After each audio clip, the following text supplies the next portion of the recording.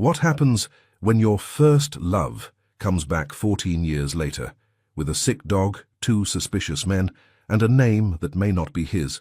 Jennifer Adams, 29, veterinarian, had plans for Easter Sunday night. They involved balloon pajamas, microwave popcorn, and her Scottish fold, Cleo. It was a small, quiet plan, but the night had other ideas. If you're Jennifer Adams, you save the dog first. Then you try not to stare at the man. Then you fail. Because Nick Brown used to be her skinny, nerdy best friend in wire-rimmed glasses, her first kiss, and the boy who vanished so completely the next morning that for years she half wondered if she'd imagined him. Now he walks back into her life broader, sharper, with deep green eyes, expensive cologne, and the kind of dangerous appeal that makes women look twice. And the problem was, Nick Brown had grown up into a Mafia boss named Dominic Ferraro, which really should have made the whole thing less irresistible than it was. It did not. And before long, Jennifer Adams was going to discover 3 things. Nick Brown was hiding something. The dog was innocent. And the 2 men named Tom and Jerry were somehow not the weirdest part of this story. Jen pulled herself off the couch, padded to the window, and looked down at the street. 2 men stood at the door to her veterinary clinic, and between them, a large German shepherd was doing something no large German shepherd should be doing on a public sidewalk at this hour. She grabbed her robe off the hook, pulled it over her pajamas, the balloon ones, God help her, and went downstairs. She unlocked the clinic door and opened it 6 inches. "Gentlemen, it's 11:45, we're closed." The taller one spoke first. He was enormous, somewhere north of 6 feet, with the kind of stillness that made rooms feel smaller. "Are you the veterinarian?" "I am, and we open at—" "The dog's been sick for 2 hours." His voice was flat and factual, the way people stated things they considered non-negotiable. "He needs help now." Before Jen could answer, the shorter one, compact, quick-eyed, with the energy of someone who had spent his whole life slightly ahead of himself, stepped forward and nudged the larger man aside. He looked at the sign beside her door, then back at her with a smile so aggressively charming it had clearly been practiced. "Ms. Adams." "Hi, I'm Jerry." He pressed a hand to his chest, then gestured to the large man behind him. "And that's Tom. We're really sorry about the hour, and I completely understand if this is an inconvenience for you, but our boss's dog has been vomiting for 2 hours. And if anything happens to this animal, our boss will send us somewhere very unpleasant, without wings." He paused. "Metaphorically." Jen looked at the large one, then the small one. "Tom and Jerry?" Jerry pointed at her. "Yeah." "Huh." She looked at the dog, who chose that moment to heave dramatically onto the sidewalk. She opened the door the rest of the way. The examination took 15 minutes. Caesar, which was apparently the dog's name, delivered by Jerry with the same casual confidence someone might say Dave or Buddy, was a beautiful animal under normal circumstances. Currently he was miserable, pressing his head against Jen's hand with the resigned dignity of someone who knew things had gone very wrong and was trying not to make a fuss about it. She ran her hands along his abdomen, checked his gums, listened to his gut sounds, and then wheeled the ultrasound over. "Okay," she said quietly, adjusting the probe and watching the screen. "There's something in there." "Something," Jerry repeated, "in his stomach, something that isn't food." She tilted her head.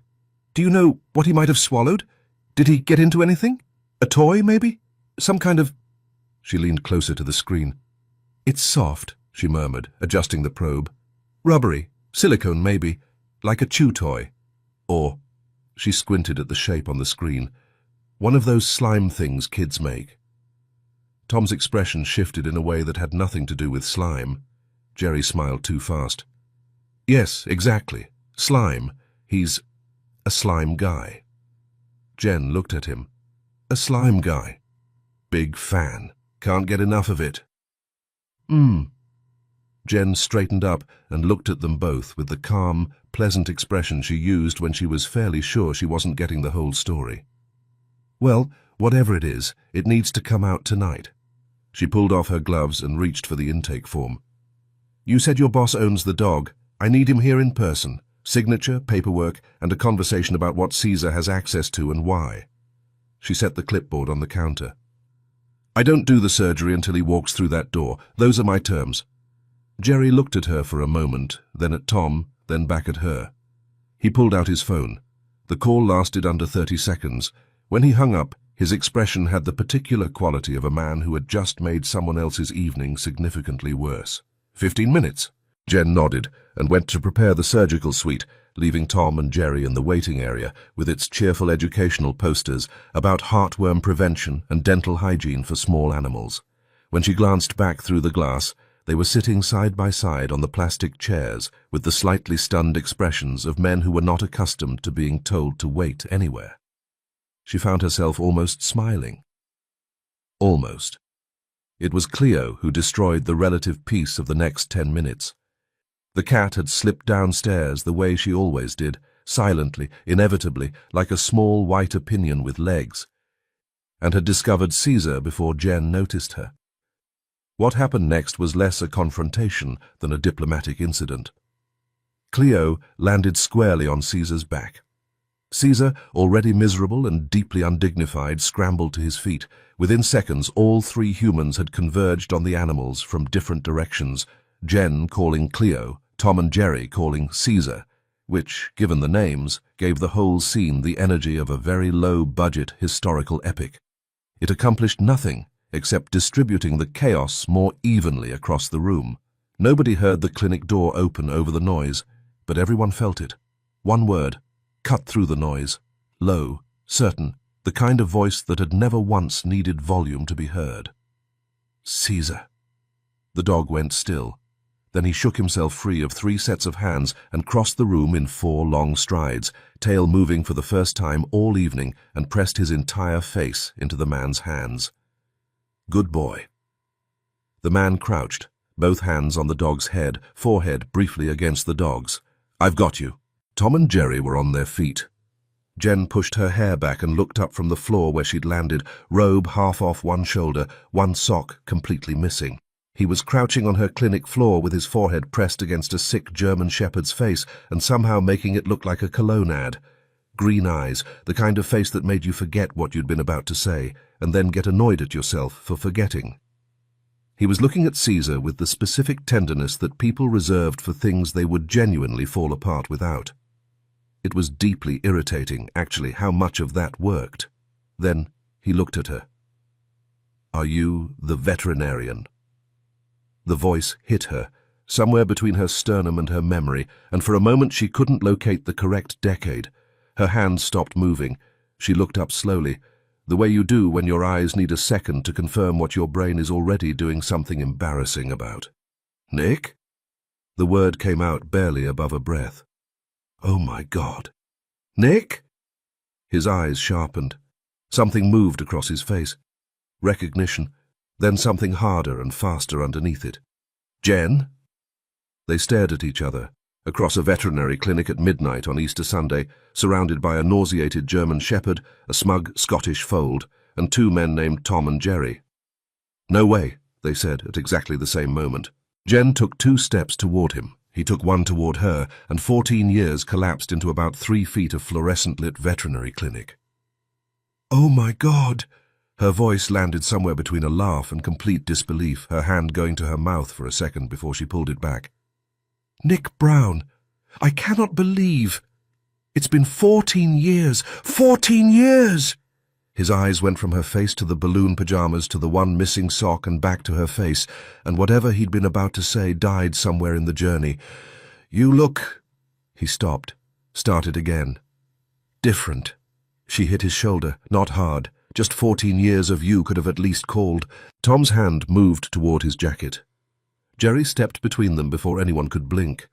Nick raised one hand in Tom's direction, eyes still on Jen, and Tom went still. Behind them, Tom leaned toward Jerry. Who's Nick Brown? Nick, Jerry whispered without moving his lips. Dominic, short version. Keep up. Why didn't you say goodbye? The amusement had left Jen's voice now. One night and the house was just... empty. You didn't even... I know. He let the words land without dressing them up. "I was going to call. My father had just died and everything fell apart at once and I—" He stopped, something crossing his face briefly before he pulled it back. "I'm really glad to see you." Their eyes held for a moment, the kind of silence that had weight in it. Tom and Jerry stood 18 inches away, with the concentrated expressions of people watching a sport they'd never seen and couldn't score. Caesar solved the stalemate by stepping between them and throwing up on the floor. "Oh, God." Jen was already moving. "I need to take him in right now. Is surgery actually necessary?" Nick looked at the floor, then at her, recalculating. "Absolutely." She snapped on fresh gloves, all business now. "Whatever he swallowed isn't moving on its own." She glanced up, a flicker of amusement crossing her face. "Slime, apparently. You have slime in your apartment?" Nick's eyebrows rose. He turned to look at Jerry. Jerry spread both hands wide, nothing to add. "Sign the intake form, leave your ID, and wait here." She had Caesar's lead and the surgery room door open. "All three of you." The door swung shut. Caesar's claws clicked across tile, then nothing. Nick turned around. His hand closed around Jerry's arm, quiet and deliberate. "She knows nothing about me. That stays." His voice was low. "No shop talk, no weapons, and the thing Caesar swallowed, that's yours. You left it somewhere you shouldn't have. Nothing to do with me. Are we clear on that?" "Sure, whatever you say, boss." "My name." His eyes moved between them. "Not boss, not here, not ever in front of her." Tom processed this carefully. "What do we call you?" "Nick." Jerry's face lit up, and he clapped him on the arm. "Easy. We've got this, don't even—" Nick looked at him with the expression of a man reconsidering several life choices. "Actually," Jerry said, arriving at the obvious conclusion somewhat late, "maybe I talk less." Nick didn't answer. He looked down at the spot on the floor where Caesar had made his feelings known, then back up at Jerry. There it is. 40 minutes later, the surgery room door opened. Jen came out in fresh scrubs, set a small steel tray on the counter, and said that Caesar was going to be fine. He'd need to stay the night, drink plenty of water, and whoever had been supervising his choices lately should maybe take a long, hard look in the mirror. Then she picked up the item from the tray with one gloved hand and held it up. It had been used. It was still tied, and printed on the side in the confident font of a company that believed in its product were the letters X and L. Nobody said anything for a moment. So, Jen looked at the three of them with the composed expression of a woman who had not gone to veterinary school for 8 years to end up here. And yet here she was. "Not slime." Nick turned to Jerry with the expression of a man who had been handed a golden opportunity and intended to use it fully. "Jerry." He shook his head slowly with great sorrow. "I told you to watch what Caesar gets into. I told you." Jerry pressed a hand to his chest and shook his head with the gravity of a man confronting genuine personal failure. "I know. It was a heated moment. Things got away from me." Jen looked at the item in her hand, then at Jerry, who was standing there at approximately 5'5", chin up, entirely committed to his story, then back at the item, where the label remained legible and the letters XL remained the size they were. Tom looked at Jerry, then at the item in Jen's hand, then at Jerry again, with the slow, methodical attention of a man working through a math problem he hadn't been asked to solve. "Big hands," he said finally, and nodded, apparently satisfied. The sound Jen made was not quite a laugh. She set the item back on the tray, pulled off her gloves, and dropped them in the bin. "A heated moment," she repeated pleasantly. Jerry nodded with feeling. "Very heated. Right." She looked at Nick, who was standing slightly apart from the other two with his arms crossed and something around his mouth that wasn't quite a smile but lived in the same building. "You're Caesar's father. Who you leave him with is your responsibility." "Completely agree." He looked at Jerry with the particular patience of a man who was going to have a very thorough conversation later. "Caesar will never be left with Jerry again." Jerry's hand flew up. "I saved his life once." "Ever." Jerry closed his mouth. Jen smiled, the real kind, fast and unguarded, and slid the intake form across the counter. "I think we understand each other. Sign here. I'll take a copy of your ID and you're done."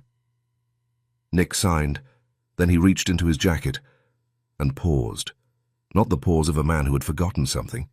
The pause of a man who had just decided he was going to say he had.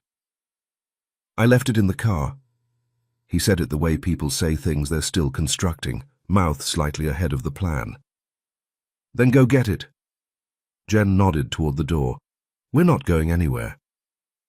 "I meant home, actually." He met her eyes with a straight face, green and entirely steady, as though the correction had always been part of the sentence. "Home, not the car." Their eyes met, and neither of them looked away. Jen had spent the better part of a decade learning to read creatures who couldn't tell her what was wrong, and she'd gotten very good at it. Something about this man, about all three of them, honestly, was adding up to a number she didn't quite recognize yet. "Okay, bring it when you pick him up tomorrow." She set the pen down on the counter between them. "I will." The corner of his mouth shifted, and something in his expression settled into a register she remembered from a long time ago. Easy, unhurried, aimed directly at her. "I still can't believe it, Jen." They'd both drifted slightly forward over the counter at some point, neither of them quite noticing when, and the distance between them had become the kind that registered differently than regular distance. His eyes moved over her face in that slow, recalibrating way from earlier, like he was matching a memory to the present and finding the present more interesting. "You're not wearing glasses." She tilted her head slightly, like she was checking something off. "Contacts." His voice dropped half a step. "You don't have braces anymore." 14 years, Nick." "Your teeth." He stopped, cleared his throat. "Look really good, actually." She held his gaze. "Yours did too. Even back then." The words came out before she'd decided to say them, and she didn't take them back. 3 feet away, Tom and Jerry's heads were turning back and forth with the synchronized patience of 2 men watching a tennis match they couldn't score. Jerry leaned 2 inches toward Tom. "Are we supposed to step outside?" Tom said nothing, which was his answer to most things. "Because we have pizza, Deliv. Jerry." Nick's voice went sideways without him turning his head, low and precise, and Jerry stopped mid-word as though someone had found his off switch.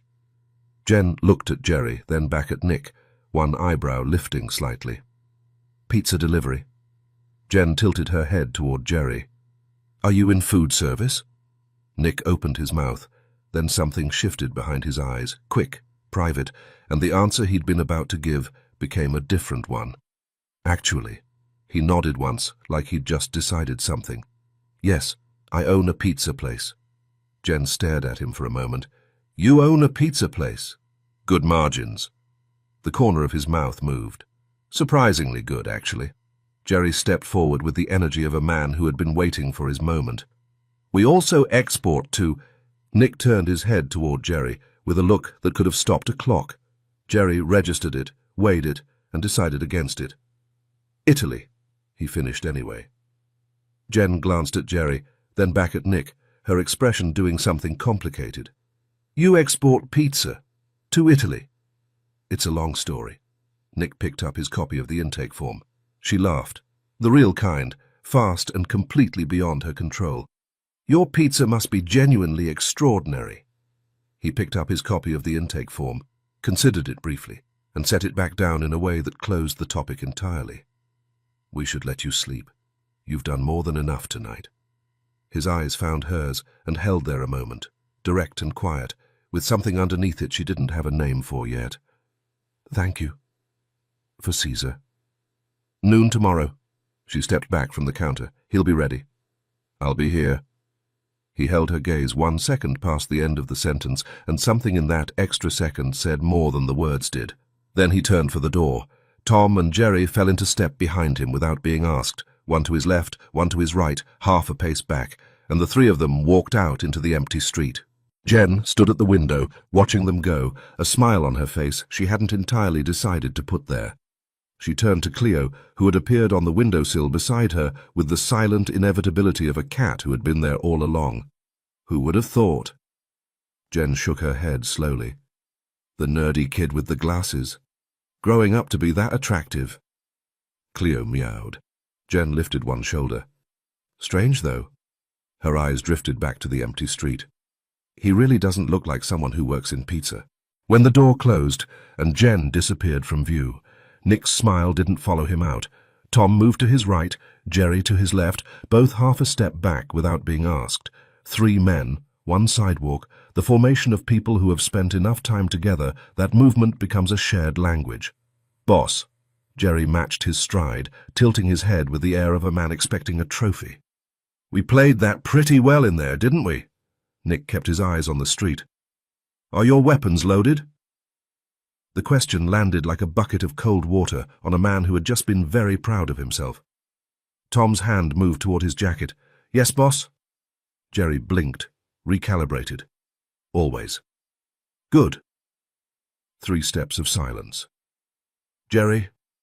His voice stayed flat. Did you have to say pizza delivery? Jerry opened his mouth, closed it, tried a different angle entirely, which was his solution to most problems. Boss, we always call a shipment a pizza delivery.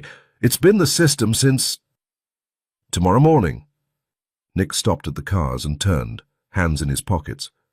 First thing, you're buying me a pizza shop. Tom stopped walking. The look he gave Nick, from Tom, was the equivalent of anyone else grabbing someone by the collar. A real pizza shop, boss? A real one. Good neighborhood. Somewhere people actually go for the food. Nick glanced down the block, both directions, automatic. There should be a room in the back, private, door that locks. Something lit up behind Jerry's eyes, the specific look of a man who believes he has been trusted with classified information. He pointed at Nick with both hands. New base, clean cover. Nobody looks twice at a pizza place. His voice dropped, sharing a genuine insight. Nobody suspects a pizza place. Nick looked at him. In New York, everyone suspects a pizza place. They just don't care. As always, Jerry. He pulled open the car door. Incredibly smart. Jerry got in. The SUVs pulled out into the empty street. In the doorway of the building across the road, 2 men stood without moving. One of them raised a phone. Easter Sunday. Midnight. A vet clinic. Neither of them said anything about it. Lorenzo Calvetti was one of New York's wealthiest men, and like most of New York's wealthiest men, he had a library he never read, a fireplace he kept burning regardless of the season, and a very specific rule about phone calls after 10 p.m. He took all of them. Tonight he was waiting for one in particular. He'd had a man on the Ferraros, his oldest rivals, his most persistent problem, and the call was overdue. He was on his 2nd scotch when it finally came in. Boss. The voice belonged to a man Lorenzo had kept precisely because he never editorialized. Ferraro, Brooklyn, a veterinary clinic on Clinton Street. He went in just before midnight with 2 men, stayed close to an hour. Lorenzo didn't respond right away. He worked the glass slowly between his fingers, watching the fire. A veterinarian? He said finally. The man on the line didn't miss a beat. Yes, boss. Small practice, 2 stories, residential street. Lorenzo set the glass down. A vet clinic in Brooklyn. Small, innocent, the kind of place nobody looks at twice. He nodded slowly, the nod of a man confirming something he already knew. Brilliant! He thought about the Ferraro men he'd known, the grandfather and his fish markets, the father and his flower shops. Different decade, different packaging, same instinct. Hide in plain sight. Use something that makes people say, "aw." Did they bring anything in? He asked. Packages, equipment. There was a brief hesitation on the line. Just the dog, boss. Lorenzo's eyes narrowed. Just the dog, he repeated. He set the glass down slowly. So the dog is the delivery. Silence on the line. Keep your men on it, he said. Every time he goes back. Find out what that clinic handles. X-rays, surgery, what comes in and out. He picked up his glass. The packaging always tells the truth. Lorenzo set the glass down. A knock came at the door. Come in. Ruby Calvetti walked in. Red hair, green eyes, phone in hand. She lowered the phone, smiled the smile she used on everyone, and tucked it away. Lightly, easily, like it was the most natural thing. Uncle Lorenzo, I just came to say good night. Lorenzo looked at his niece. Something shifted behind his eyes. A man, watching a solution walk through his door. With the warm patience of a man who had been waiting for exactly this moment, he gestured toward the chair across from him. "Ruby, sweetheart, come here." Ruby crossed the room and perched on the edge of the chair, hands in her lap, every part of her pointed at him with the expression of someone who expects something exciting to happen at any moment. In the tone of a man opening a negotiation he has already won, Lorenzo rubbed his hands together. "You've been saying for a while that you want to help with the business." "Yes," Ruby pressed her lips together, "and every time I ask you say I'm still 24. Lorenzo took her in slowly, green eyes, red hair, long legs. Then, with the measured warmth of someone closing a door, "You were, and now you're not." Ruby held up one finger. "I'm 25, Uncle Lorenzo," with the gravity of a man announcing something historic. "Exactly." He placed both palms on his knees. "Ruby, I think the time has come." "That's incredible." She sat up straighter. "Where do I start? Sales director? Management assistant?" Lorenzo let a beat pass, just long enough. Then, with casual enthusiasm, "Public relations." "Oh." Ruby considered this. "Okay, that could work." Lorenzo raised one finger. His eyes lit up with the energy of a man improving on his own plan. "Actually," he leaned forward, "I need to give you something more specific, more elite." Ruby's chin lifted. His voice dropped to a conspiratorial murmur. "Ferraro? Family? Relations?" Ruby's eyes lit up, her whole posture shifting forward. "This sounds important, Uncle," with the quiet certainty of a man who has already decided everything. "Oh, it is." He lowered his voice further. "In fact, this should be a role that not just anyone could do." Ruby's smile turned slow and gratified. The smile of someone being confirmed in something they'd always suspected. With complete conviction, Lorenzo delivered it. "You will be director of Dominic Ferraro Relations." Ruby clapped her hands together once. "I'm starting directly as director." "Oh, absolutely." Ruby leaned forward. "When do I start?"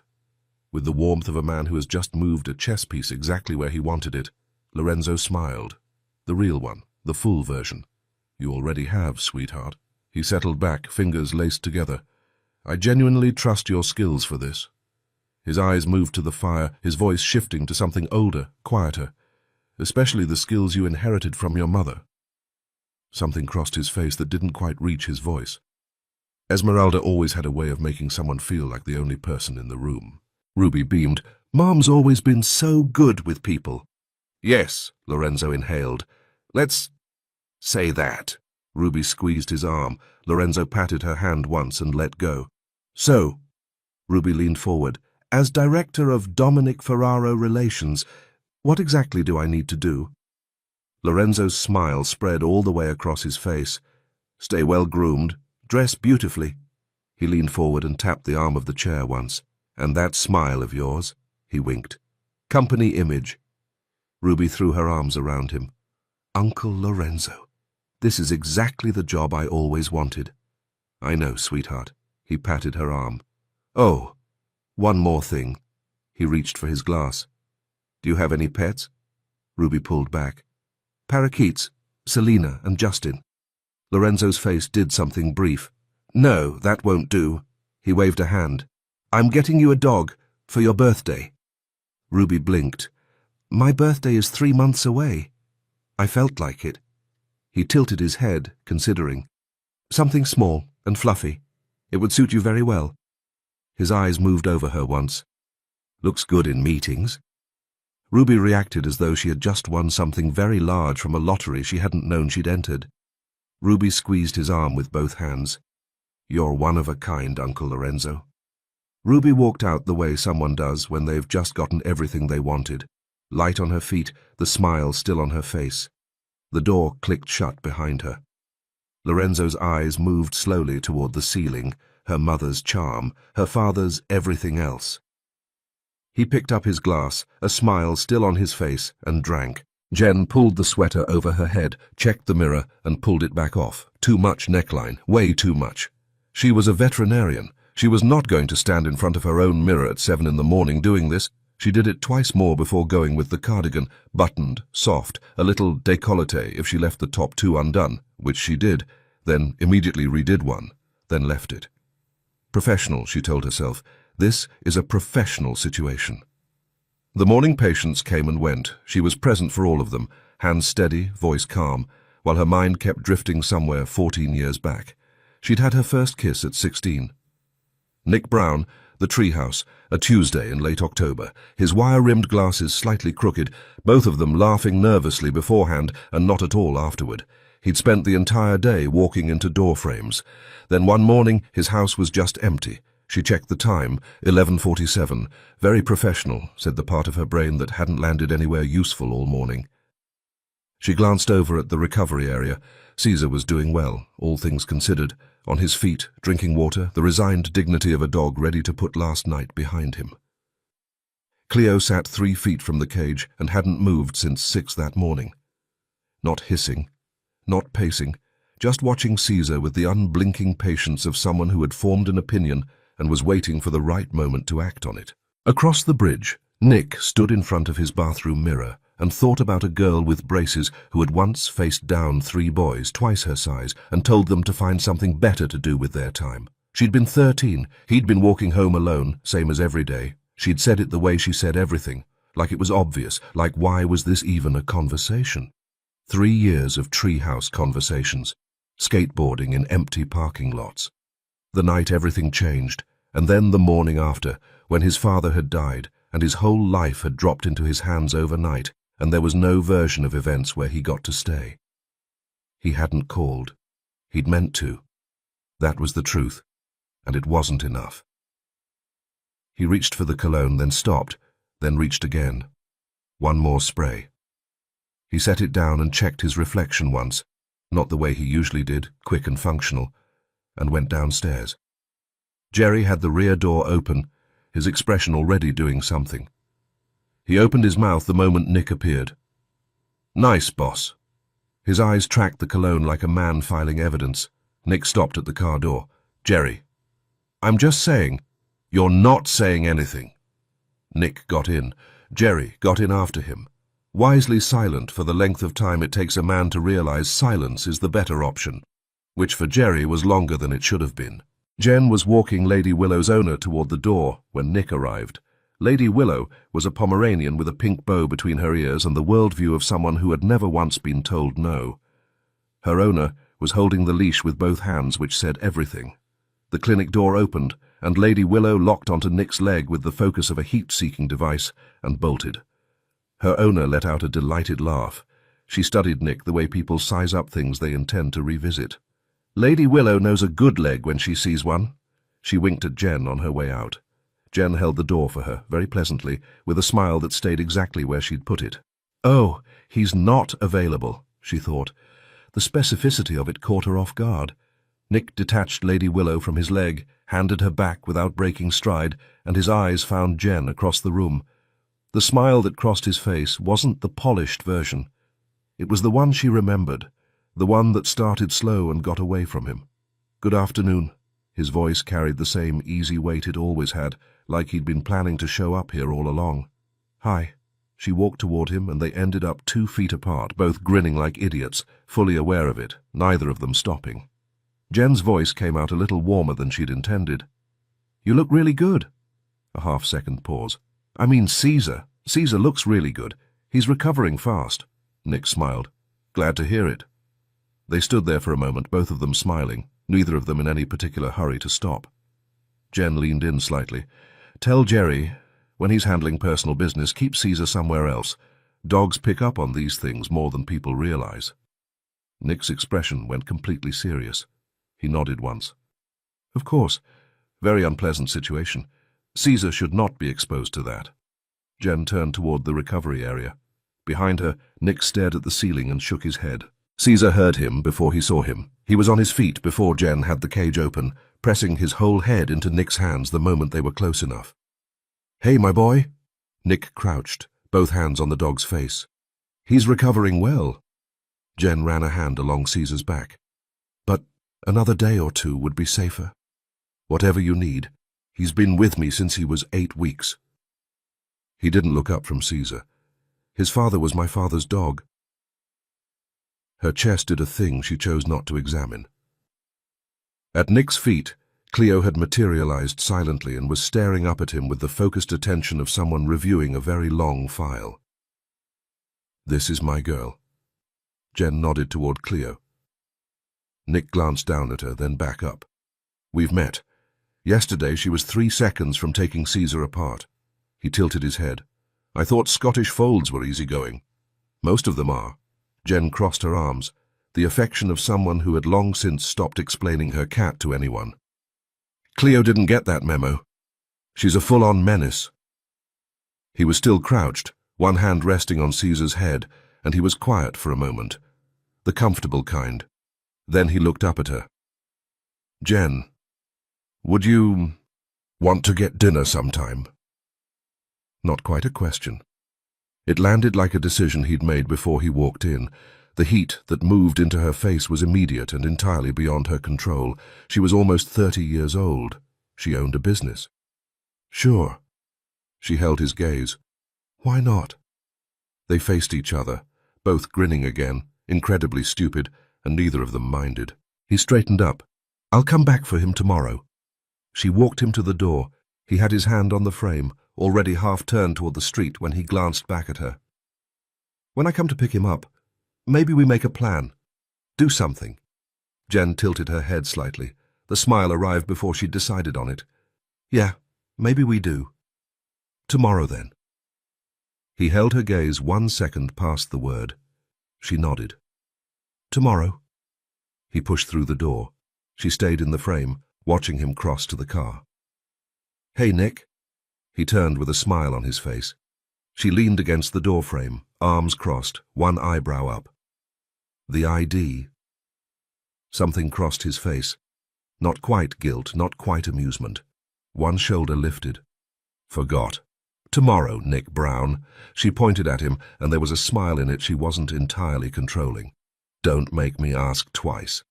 He held up one hand without turning around and walked back to the car. The door closed. Dominic Ferraro's expression shifted before it was fully shut, back to the one he wore everywhere else, flat and certain, the face that ran operations across 3 states and didn't get second-guessed. He stared at the street ahead. Nick Brown.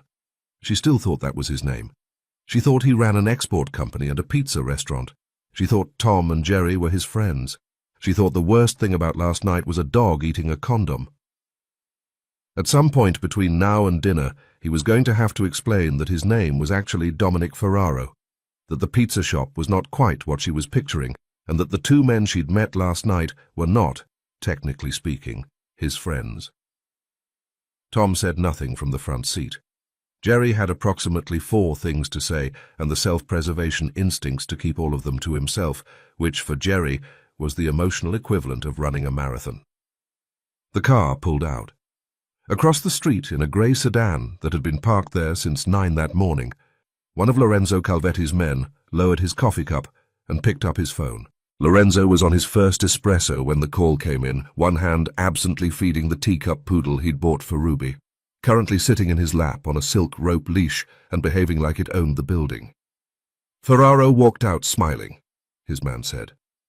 Lorenzo's eyes narrowed. He set the espresso down slowly. "Smiling." He turned this over. "Good. The operation's running smoothly.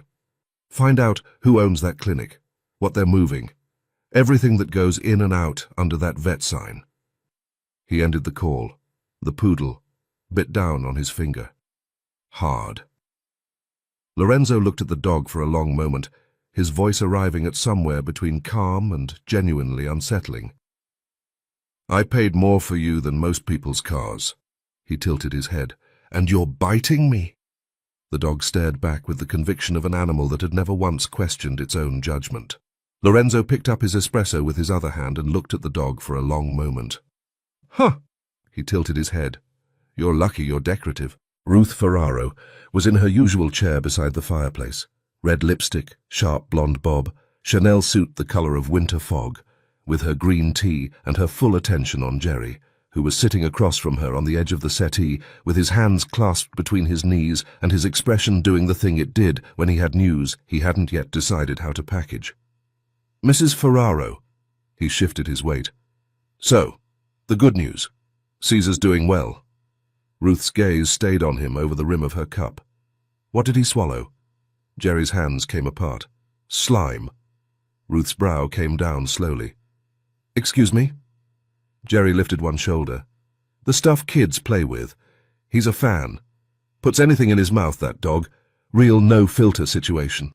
The silence that followed had the texture of something expensive and very sharp. Brutus! Ruth turned her head toward the hallway. Come, boy. The standard poodle came at a full run, continental clip immaculate, chest forward, ears airborne, and dropped himself at her feet with the focused composure of a soldier reporting in. Jerry leaned forward immediately, deploying a smile that had no business being that enthusiastic. Hey, Brutus, good to see you, buddy. Brutus ignored him. Brutus had always ignored him, with the serenity of an animal who had assessed the situation years ago and arrived at a conclusion he saw no reason to revisit. Ruth was already running 2 fingers along the poodle's top knot, her expression tightening as she found what she was looking for. One curl drifted a millimeter off its intended line. Her jaw set. I'm going to need to speak to the groomer. She smoothed it twice and straightened up, her spine not having moved an inch throughout.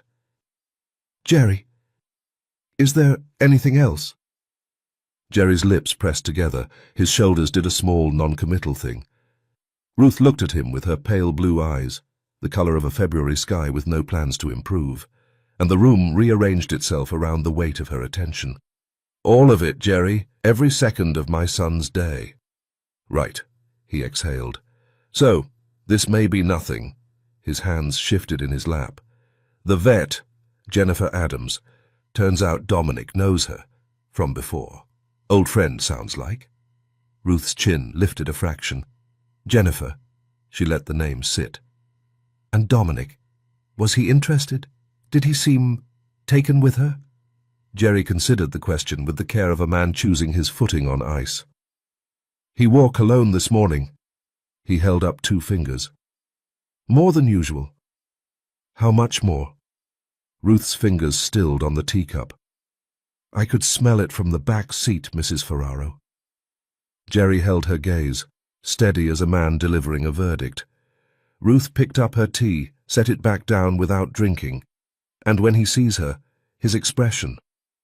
Smiles. Jerry pressed his mouth flat, as if this were news he was still processing himself. Every time he sees her. Outside, the grounds were still. Brutus rested his chin on her shoe, patient and warm. Ruth reached for her phone on the side table beside her. The address of that clinic, Jerry. Not far from the Ferraro estate. Close enough that the Crows could have managed it without much effort, assuming the Crows had standards about the neighborhoods they flew over. Ruby Calvetti was sitting cross-legged on the chair across from Lorenzo's desk, holding a teacup poodle at arm's length with the intense focus of a photographer who needed one more shot. Left. No, right. Wait, look at me. Look at me. Look at... A tongue click. Gucci! Gucci stared into the middle distance. Gucci had been named in the car on the drive home, had accepted it immediately, and had spent the time since making it very clear she found the concept of eye contact beneath her. Lorenzo sat at his desk, a call wrapping up, his espresso cooling at his elbow. He set the phone down and found his niece tilting the dog toward the window light, searching for the right angle. Uncle Lorenzo. Ruby finally lowered Gucci and gave up, which everyone in the room understood to be temporary. I am so ready to get started. I've already told everyone I'm an executive. Lorenzo set his coffee down. Good, but they keep asking why I'm not going into an office. She tilted her head. What do I tell them? Lorenzo reached for his espresso with the patience of a man who had managed considerably worse. Tell them you work remotely. You don't answer to anyone. You're an executive. He took a sip. That's the whole point. Ruby opened her mouth, and then something shifted in her face. The Instagram energy dropped a level, briefly, into something that actually meant what it was saying. I want to do something real, Uncle, something that matters. I want to carry the Calvetti name and have it mean something. She held his gaze. I want to earn it. Lorenzo studied his niece with the quiet desperation of a man who had run out of better options. Ruby. A smile that reached every corner of his face and none of his eyes. You are the future of this family. He delivered it with the conviction of a man who had decided, at some earlier point, not to look too hard at that sentence. Which brings me to this. He set the cup down. You made a donation. $5 million. Animal Welfare Foundation. Ruby's eyes went wide. We're hosting a gala for it. He straightened a pen on his desk. Saturday night. The sound Ruby made was not quite a scream and not quite a gasp. It was the sound of someone whose brain had just presented them with a perfect content opportunity and a genuine emotional response simultaneously, and was now managing both. She pressed her hands to her face. That is incredible. Her teeth caught her lower lip, eyes going somewhere dreamy. This is going to look so good on my page. The hands came down. Wait, her brow furrowed. I don't have $5 million. Lorenzo drew a slow breath through his nose. I made the donation in your name. He watched her work through it. Oh, the frown dissolved. Okay, that works. Ruby. His voice dropped, the way it did when something actually mattered. Saturday night, your job is Dominic Ferraro. I want you with him. He raised his eyes to hers. Closely. Ruby listened with complete seriousness. Oh, I see. She nodded. You want me to make him feel welcome, keep him company, make sure he doesn't get bored? Absolutely. Lorenzo leaned back. In fact, make sure he has a wonderful time. Ruby rolled one shoulder, easy and certain. That's basically my whole thing, Uncle Lorenzo. You know I'm fun. Lorenzo looked at her for a moment, a smile that reached every corner of his face and none of his eyes. I do. He set the cup down and tapped something on his phone, then slid it across the desk. I sent you a clinic page on Instagram. The vet who'll be looking after Gucci. Go in, introduce yourself, get to know her, take Gucci regularly. Ruby pulled the phone toward her and opened the page. Adam's Animal Clinic. She scrolled. Her nose did a small thing. Uncle, this is in Brooklyn. I searched specifically for the best vet. He held her gaze and winked once. Only the best for Gucci. Ruby scrolled through the page, glanced at Gucci, then up at Lorenzo, with the sincere gratitude of someone who had no idea she was a piece on a board. You really are the best, Uncle. Lorenzo picked up his espresso and let the compliment land exactly where he'd intended it to. Of course I am. Across the bridge, Jen was sitting with her chin in her hands, watching Caesar watch her back from his recovery cage with the focused intensity of a dog who had things to say and was waiting for the right moment to say them, with no idea that her small Brooklyn clinic was about to become the most sought-after address in both New York's high society and its criminal underworld. Nick stood on the sidewalk and read the sign. Goodfellas Slice House. Red and white, cheerful font, letters doing their very best. He turned to Jerry. Jerry lifted both shoulders. It was the only place I could buy that fast. The owner needed cash. He spread his hands. The name was part of the deal.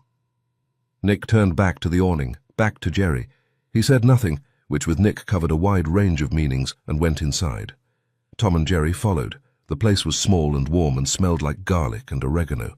A genuine neighborhood spot, the kind that had a loyal lunch crowd and a handwritten specials board and absolutely no reason to exist as a front for anything. Behind the counter, 2 employees in Goodfellas aprons stood very still. The taller one, Mark, mid-20s, dark-eyed, had gone the color of someone whose body had just made a decision without consulting his brain.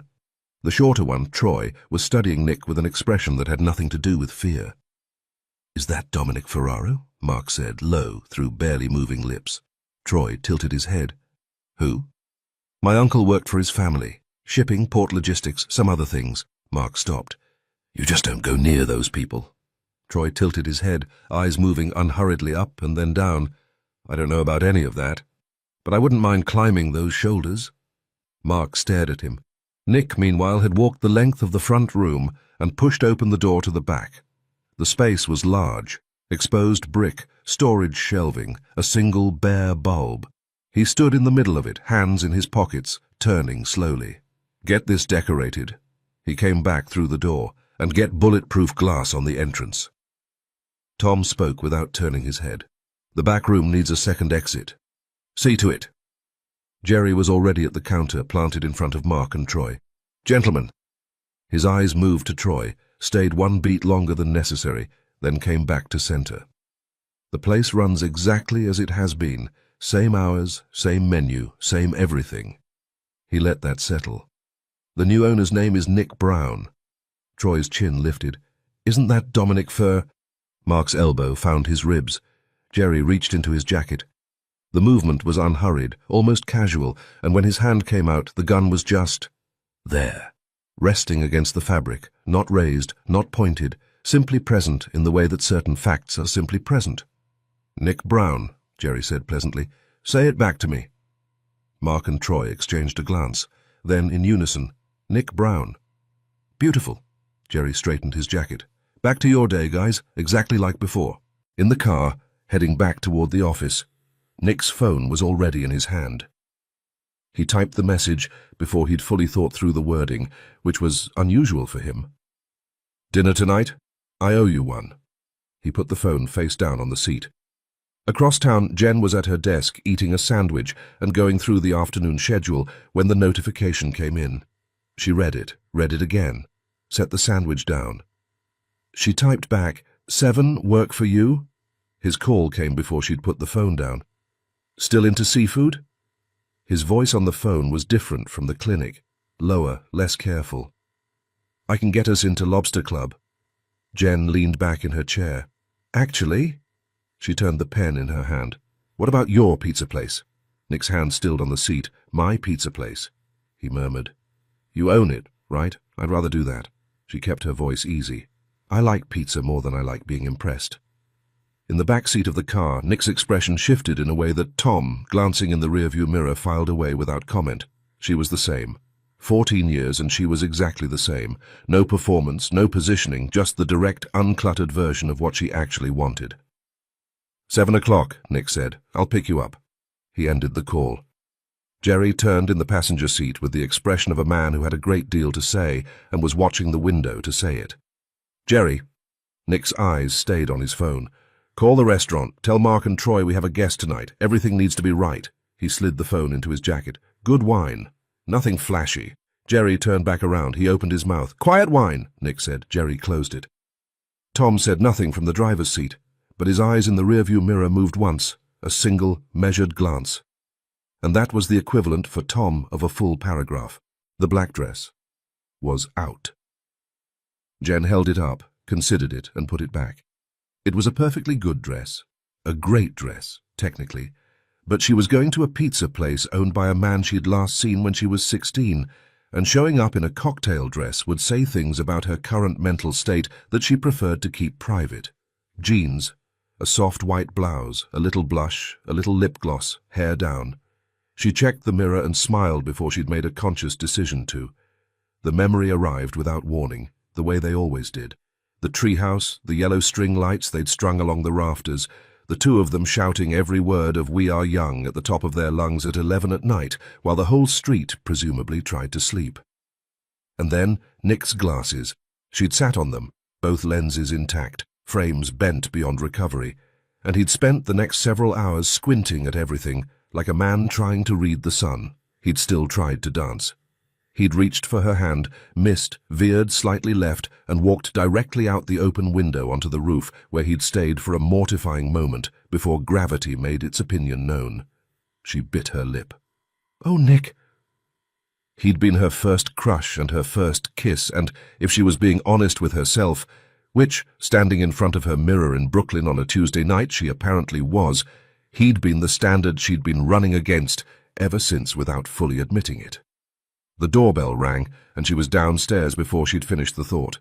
He was in a dark leather jacket and jeans and a white t-shirt that was doing absolutely nothing to downplay the problem, and they both looked at each other and then down at themselves.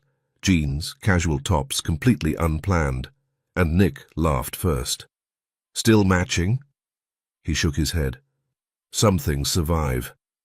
Before she could answer, he leaned in and pressed a kiss to her cheek, unhurried and easy, as if they'd been doing this for years. When he pulled back, they were close enough that she could smell his cologne, and her brain, which had been running a mostly professional operation all week, briefly staged a small internal coup. His eyes found hers. He nodded toward the street, where a black Ferrari sat at the curb like it had always lived there.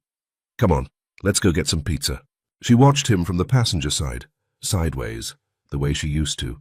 His hands were easy on the wheel, and there was something in his expression, not quite a smile, just settled, like being here was exactly where he'd intended to end up. And after a while, without taking his eyes off the road, I still feel 18 when I'm with you. I don't know what to do with that. Jen reached over without thinking and touched the scar at his temple, light and brief. God, it's still there? Every time I see it, I think of that night. His voice was low, certain. I don't mind the reminder. She pulled her hand back. Nick, you should have told me you basically saw double without those glasses. I would have held on to you. You did hold on to me. He glanced over. Right after I went out the window. She laughed. The real kind, fast and completely beyond her control. And he watched it happen with the expression of someone who had just confirmed something they already suspected.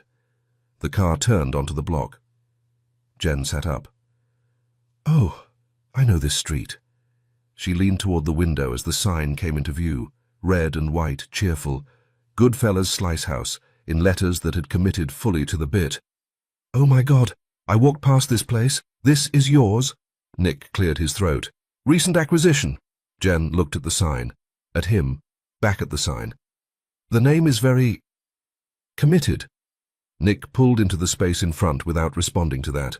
Mark and Troy were stationed behind the counter when they walked in, backs straight, expressions arranged into what could generously be described as professional warmth.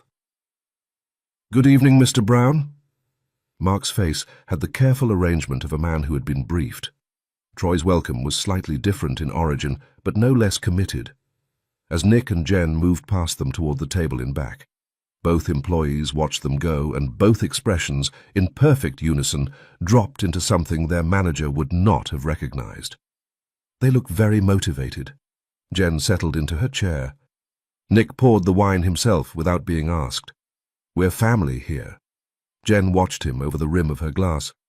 You always had a way of making people feel like family. She tilted her head. Even back then, the first time we met, I felt close to you almost immediately. Nick looked at her for a moment, the way you do when something still hasn't fully landed, even though it's been right in front of you. His head moved slowly, side to side. His voice was quiet, almost to himself. I still can't believe you're right here. The corner of his mouth moved. So, veterinary? He set the bottle down. Of all the things I imagined for you. Yeah. Of all the things I imagined for you, she came back with an amused voice, one eyebrow up. Pizza and export business wasn't exactly the top of the list. Your test scores were insane. I genuinely thought you'd end up building rockets. A faint smile crossed his face. It's nice to know you remembered me better than I actually was. The warmth in the room shifted slightly. Jen's smile stayed, but something behind it went quiet. That morning, her fingers closed around the stem of her glass. Your house was just empty. I couldn't even find an address. Nothing. Her eyes dropped to the table, then came back up. The night before you'd kissed you. His voice was even. It was my first kiss. She set the glass down carefully. Mine too, actually. His eyes didn't move from hers. She held his gaze. He reached into his jacket and set his phone on the table, a photo already on the screen. The two of them in the treehouse, the yellow string lights above their heads, both of them caught mid-look, the world outside dark and small and very far away. Jen stared at it. Her throat tightened. You kept it. 14 years. He picked the phone back up and pocketed it. Never deleted it. She reached across the table and held out her hand, not to hold, but palm up, waiting. He recognized it immediately, one side of his mouth lifting, and he reached over and they ran through the handshake they'd invented at 14. Knock, slide, tap, lock, release, both of them grinning at the end of it like the idiots they apparently still were. The pizza arrived, pepperoni, double mushroom. You remembered. Nick refilled her glass without being asked. Some things you just don't forget. They stayed until the candles had burned low. The conversation moved easily, back through old memories, into things they'd never said. Occasionally, somewhere neither of them had planned to go. At some point, Jen said something that made him laugh, really laugh. and she stored the sound away before she could stop herself. Once, when she reached for her glass, she caught him watching her with an expression that was warm and unguarded and not quite finished. He was the one who looked away. Outside, in a car parked at the far end of the block, Tom was working through a large slice when Jerry lowered the binoculars. "This was actually a solid investment," Tom said. Jerry pressed his earpiece. "Don't eat anything more fatty." Tom looked at the slice in his hand.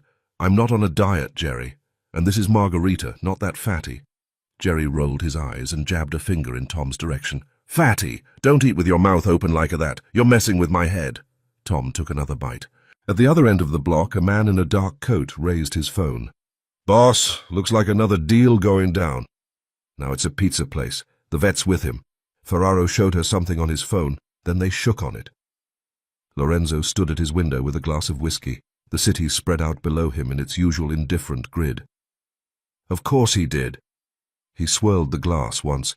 Pizza shops, vet clinics, handshakes with doctors. He watched his own reflection in the dark glass. "You think you're being clever, Dominic? Taking over the market piece by piece where no one's looking." He took a slow sip. "But I am looking." He ended the call and stood there a moment longer, the glass warm in his hand. Jen and Nick were standing at her door, and neither of them had moved toward it yet. "You could come up," Jen offered. "Check on Caesar before you go. He'll lose his mind." Nick's hands were in his jacket pockets. "I'm picking him up in the morning. Better to let him rest." She nodded. He was still there, hands in his jacket pockets, the street quiet behind him.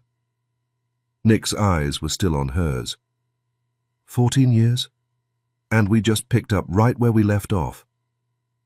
Jen tilted her head. "Where we left off?" He looked down, a slow pull at the corner of his mouth, and when his eyes came back up to hers, the sentence he hadn't finished yet was still in them. "We should do this more often." Her hands were in her cardigan pockets.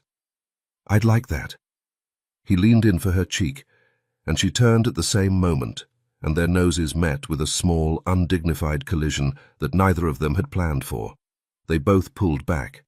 For a second, neither of them moved, caught somewhere between laughing and not. Then Jen pressed her lips together. "Good night, Nick." She got the door open and herself inside before her face could do anything further. The hallway was dark, and she was standing in it, not quite ready to move yet. "Nick Brown." She climbed the stairs slowly, one hand on the banister. Halfway up, she stopped. "Can we really just pick up from where we left off?" Cleo appeared at the top of the stairs, assessed the situation with complete accuracy, and walked away. Nick crossed back to the street until he reached the car parked just around the corner, half in shadow, which had absolutely zero business being there. He knocked on the window. Tom rolled it down. In his hand was a slice of pizza. Nick took in the pizza, then Tom, then the pizza again. "Didn't I tell you not to follow me?" 24/7, boss." Tom's voice carried no awareness of any conflict. Jerry leaned forward from the passenger seat. "You know we can't leave you alone out here, especially after the port contracts." He spread his hands. "The Calvettis don't forget things like that." "Jerry." Nick stepped back from the window. "Remember who you work for." He held Jerry's gaze for a moment. "And it's not my mother." Jerry's mouth closed. Nick walked back to the Ferrari. Jen's window was still lit. He stood looking up at it for a moment. Jen. The thought came before he could stop it. The version of this where he told her everything. Why he'd left Millbrook without a word. What he actually did. What it would mean for her to know. "What if I lose you again?" He got in. The door closed. And by the time it did, the expression was already gone, replaced by the one that ran operations, the one that didn't leave things unfinished. Dominic Ferraro, all the way back. The next morning, Jen was in the clinic with Caesar when the front door chimed. The woman who walked in had long red hair, a pink jeweled harness on the teacup poodle in her arms, and the energy of someone who had never once arrived anywhere quietly. All of this was manageable. What was less manageable was the dog, which was sparkling, in the literal, rhinestone-adjacent, throwing light in 4 directions sense of the word. "Hi, I heard you're the best vet in New York," she beamed. "I'm Ruby Calvetti, and This is Gucci, and she deserves only the best. Jen kept her expression professional. Since when did people from expensive zip codes start finding her? She crouched slightly, her voice shifting to the warm, unhurried tone she used for nervous animals and their more nervous owners. "Hi, Miss Calvetti." A beat softer. "Hi, Gucci." Ruby set Gucci on the exam table. The dog sneezed immediately and appeared personally offended by it. "Spring allergies," Ruby announced. "Like me, dogs take after their owners, right?" Jen leaned close to the fur. The answer arrived before she'd finished the question. She straightened up. "Miss Calvetti," she paused. "Did you spray perfume on her?" Ruby leaned in. "I tried a new fragrance." Jen lifted her one eyebrow. "For you or for the dog?" Ruby considered this with genuine seriousness. "Yes." Jen looked at her for a moment. Then she set the comb down. She worked through the coat next, fingers finding what she already suspected. Rhinestone effect glitter particles woven through the top coat, catching the light with complete indifference to the damage they were doing. "These are affecting her respiratory system." Jen set the brush down. "No perfume, no glitter." She looked up. "Ruby, Gucci needs a clean girl era." Ruby's fingers drifted up to one of her diamond earrings, the ones that had absolutely no business being on a tracksuit, but were there anyway, catching the light the way everything on Ruby caught the light. She was thinking about Gucci, probably. "Clean and healthy." Jen handed back the brush. "That's the whole look." Ruby nodded slowly, her fingers still on the earring. "Okay, clean girl. I can work with that." When the exam was done, Jen straightened up. "Don't worry, by tomorrow the sneezing will be gone, eyes will be clear." She looked at Ruby directly. "But no perfume, no glitter. We have a deal?" Ruby smiled. "Deal." Then she stepped forward and wrapped both arms around Jen, fully and without warning. Jen's hands came up slowly. She patted Ruby's shoulder once, eyebrows somewhere near her hairline. Ruby pulled back, still beaming. "Oh, I really liked you. You know what? I just donated $5 million to an animal welfare foundation." She said it the way someone else might mention they'd tried a new coffee place. "I love animals. I also have 2 parakeets. Jelena," she winked. "Get it? I'll bring them sometime." Jen opened her mouth, closed it. "Actually," Ruby was already reaching for her phone. "We're hosting a gala for the foundation next week. You should come." Jen's hand came up, a small wave that meant not really my scene. "That kind of thing isn't really. I'm insisting." Ruby's shoulder lifted, easy and certain. "I'll introduce you to everyone. Good for your practice, good for you." She tilted her head. "You're a vet.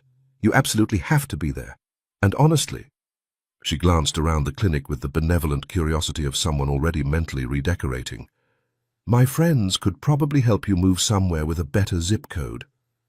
Jen's chin lifted slightly. "I actually like it here." Ruby smiled the way people smile when they're going to circle back to something. "We'll talk." Jen looked at her. There was genuinely no counter-argument available. "Sure," she said. "Why not?" "Amazing." Ruby blew a kiss, tucked Gucci under her arm, and walked out the door exactly the way she'd come in, like the room had been arranged specifically for her exit.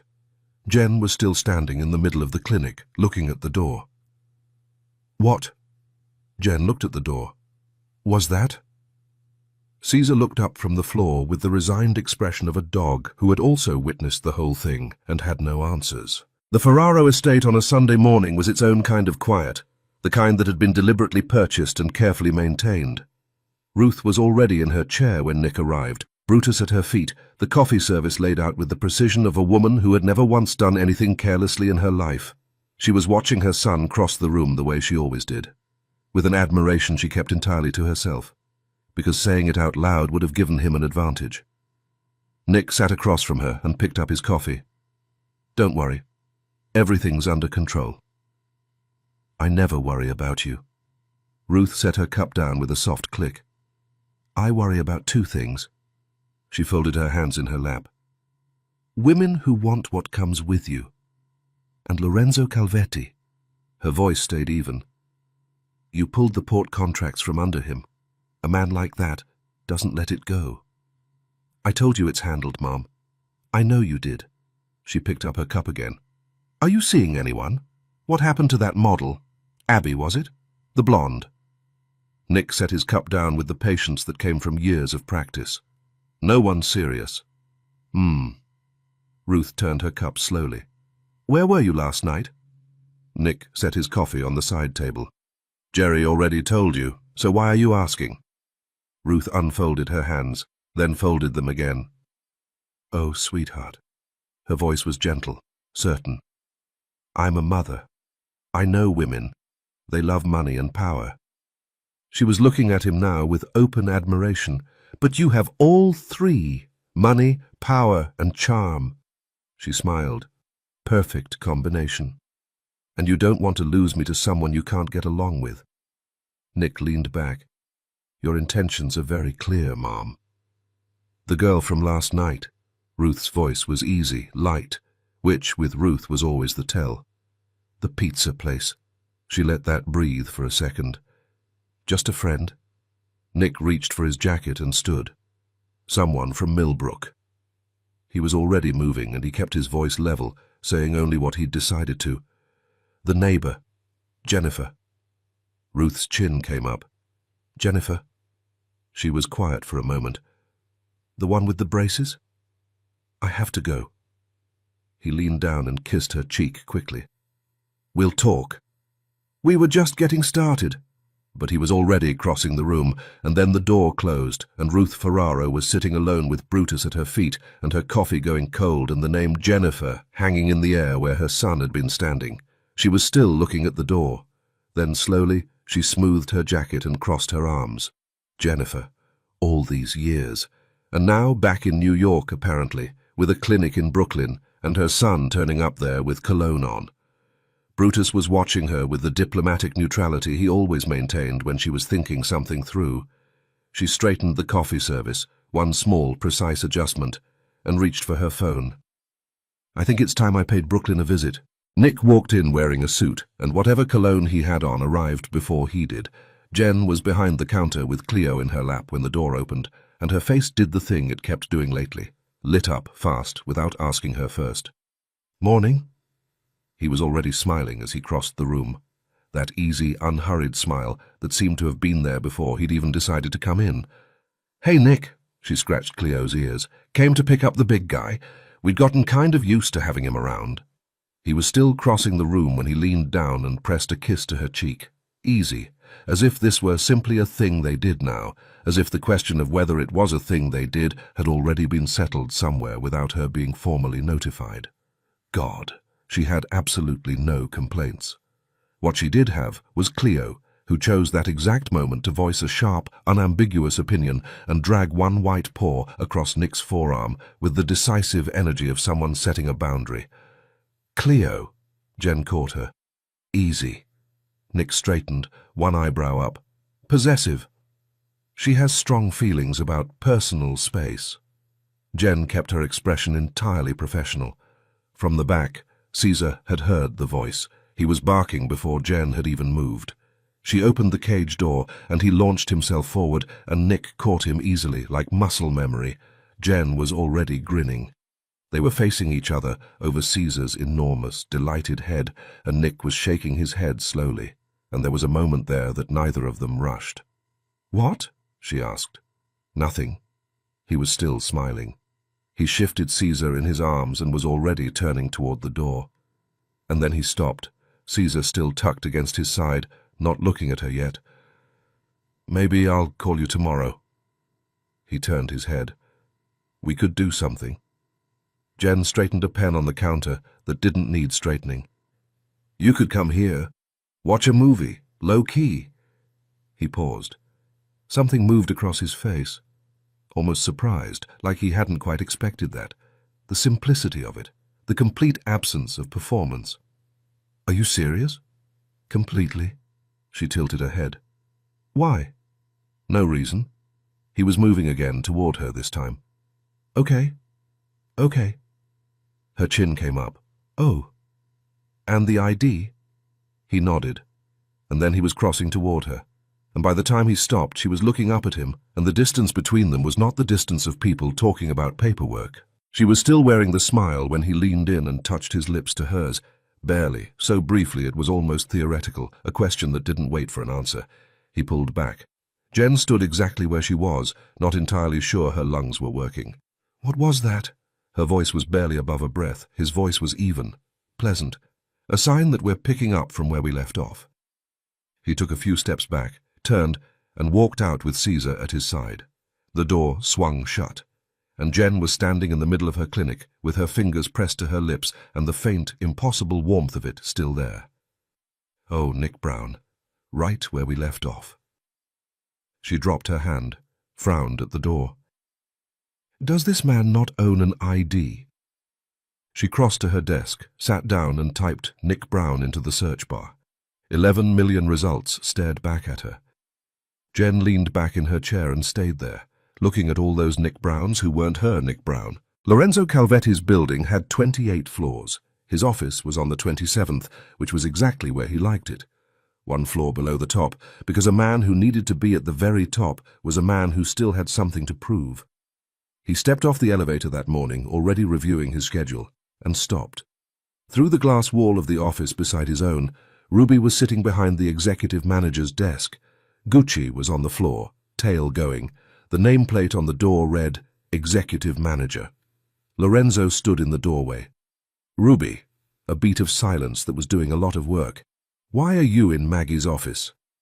Ruby looked up with the composed, professional expression of someone who had been waiting for exactly this moment. She lifted Gucci from the floor and settled him in her lap. "Uncle Lorenzo," a small, gracious gesture toward his office. "Go to your office.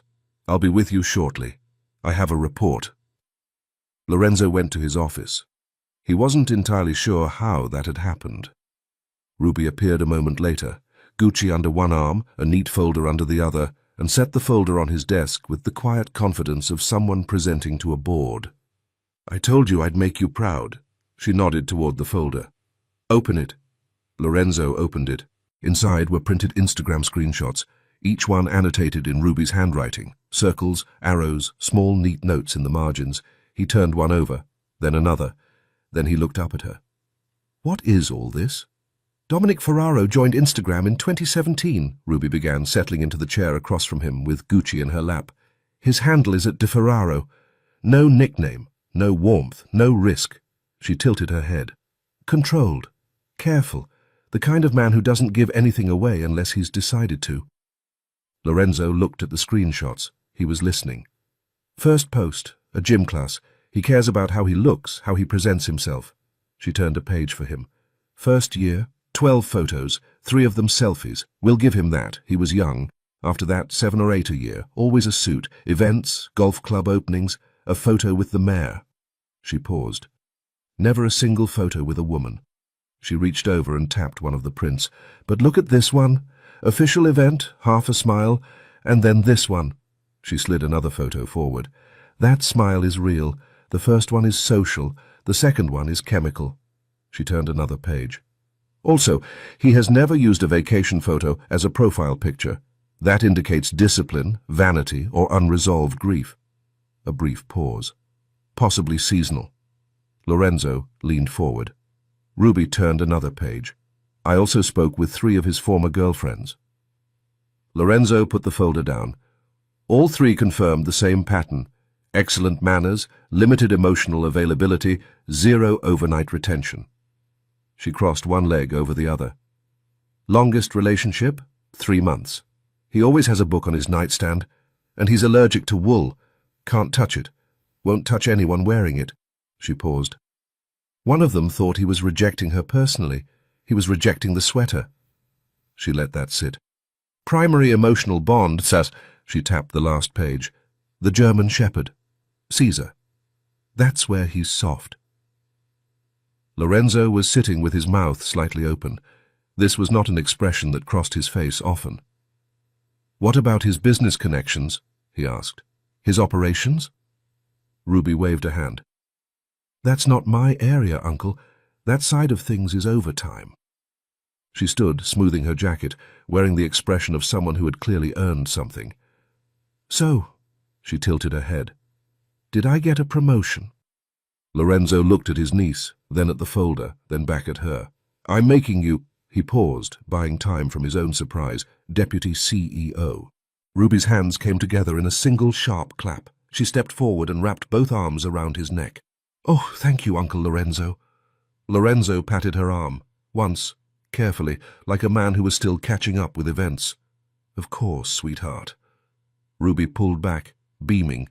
Her eyes went, briefly, to his chair. "At this rate, I'll be sitting in your chair soon. Let's not get ahead of ourselves." Lorenzo reached for a pen on his desk and moved it approximately 1 centimeter to the left, which was his version of regaining control. Ruby lifted Gucci with the unbothered ease of someone who had already moved on. Her voice was gracious, unhurried, the tone of someone doing you a favor by accepting. "Okay, Deputy CEO is fine for now." She was already heading for the door. "You'll see my real work at the Gala. I'm going to build the most professional relationship with Dominic Ferraro you've ever witnessed." Lorenzo laced his fingers together. "Professional is good." He watched her, then slowly spread his hands open, fingers apart, and rocked them once, left, right. "But not too professional." Ruby stopped at the door. She turned back with the expression of someone taking a very serious note. "You want the amateur enthusiasm?"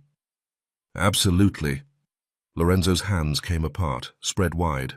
Ruby considered this for exactly 1 second. "Done." She tucked Gucci under her arm, straightened her jacket with one hand, and walked out the way people walk out when they've already decided the meeting went well. Lorenzo sat with the folder in front of him, the annotated photos, the neat handwriting, the name Caesar underlined twice. Underlined, not circled, which suggested she'd gone back to it. He closed the folder. He realized, underestimated her completely. Jen pulled the door open. Nick was standing there in a grey sweatshirt and jeans, hands in his pockets, and she was wearing a grey sweatshirt and jeans, and the universe, apparently, had opinions. His eyes dropped to her sweatshirt, came back up to her face, and the corner of his mouth was already moving. "Don't!" She was already laughing. He leaned in and pressed a kiss to her cheek. Something he had apparently decided was simply what they did now. But this time he stayed a breath longer than usual, his face close to hers, the warmth of him carrying that cologne she had already made the mistake of associating with him specifically. Jen's heart did something she was choosing not to formally acknowledge. "Come in." She stepped back. Cleo was in her usual corner, watching Nick with the unblinking focus of a border official who had not yet decided whether to let him through. Across the street, in a car that had absolutely no reason to be there, Jerry had the binoculars pressed to his face. His whole vibe changed. Sweatshirt, jeans, hands in his pockets. He shook his head slowly. "I can't call him boss right now. I physically cannot. I want to go over there and slap him on the back of the neck and say, 'Hey, Nick, what's up?'" Tom was working through a donut with the focused patience of a man who had opinions about very few things. "You're very into appearances, Jerry." "I'm observant." Jerry didn't lower the binoculars. Jen was already talking as they climbed the stairs. "I was trying to figure out what to cook you, and then I thought, chicken pot pie." They both said it at the same time. "Cream sauce!" Nick stopped on the second step. She turned and they were eye level, which was unusual and slightly alarming, and he was smiling at her with a warmth that had nowhere to hide at this distance. "You remembered." His voice dropped slightly, and she chose not to think too hard about why that affected her. Jen laughed and lifted one shoulder. "Of course I remembered." The apartment was small, and she had cleaned it so thoroughly that morning that even the corners had corners. But she was not going to tell him that. "It's cozy." He was looking around, and he meant it. She could tell he meant it, which was worse than if he'd been polite.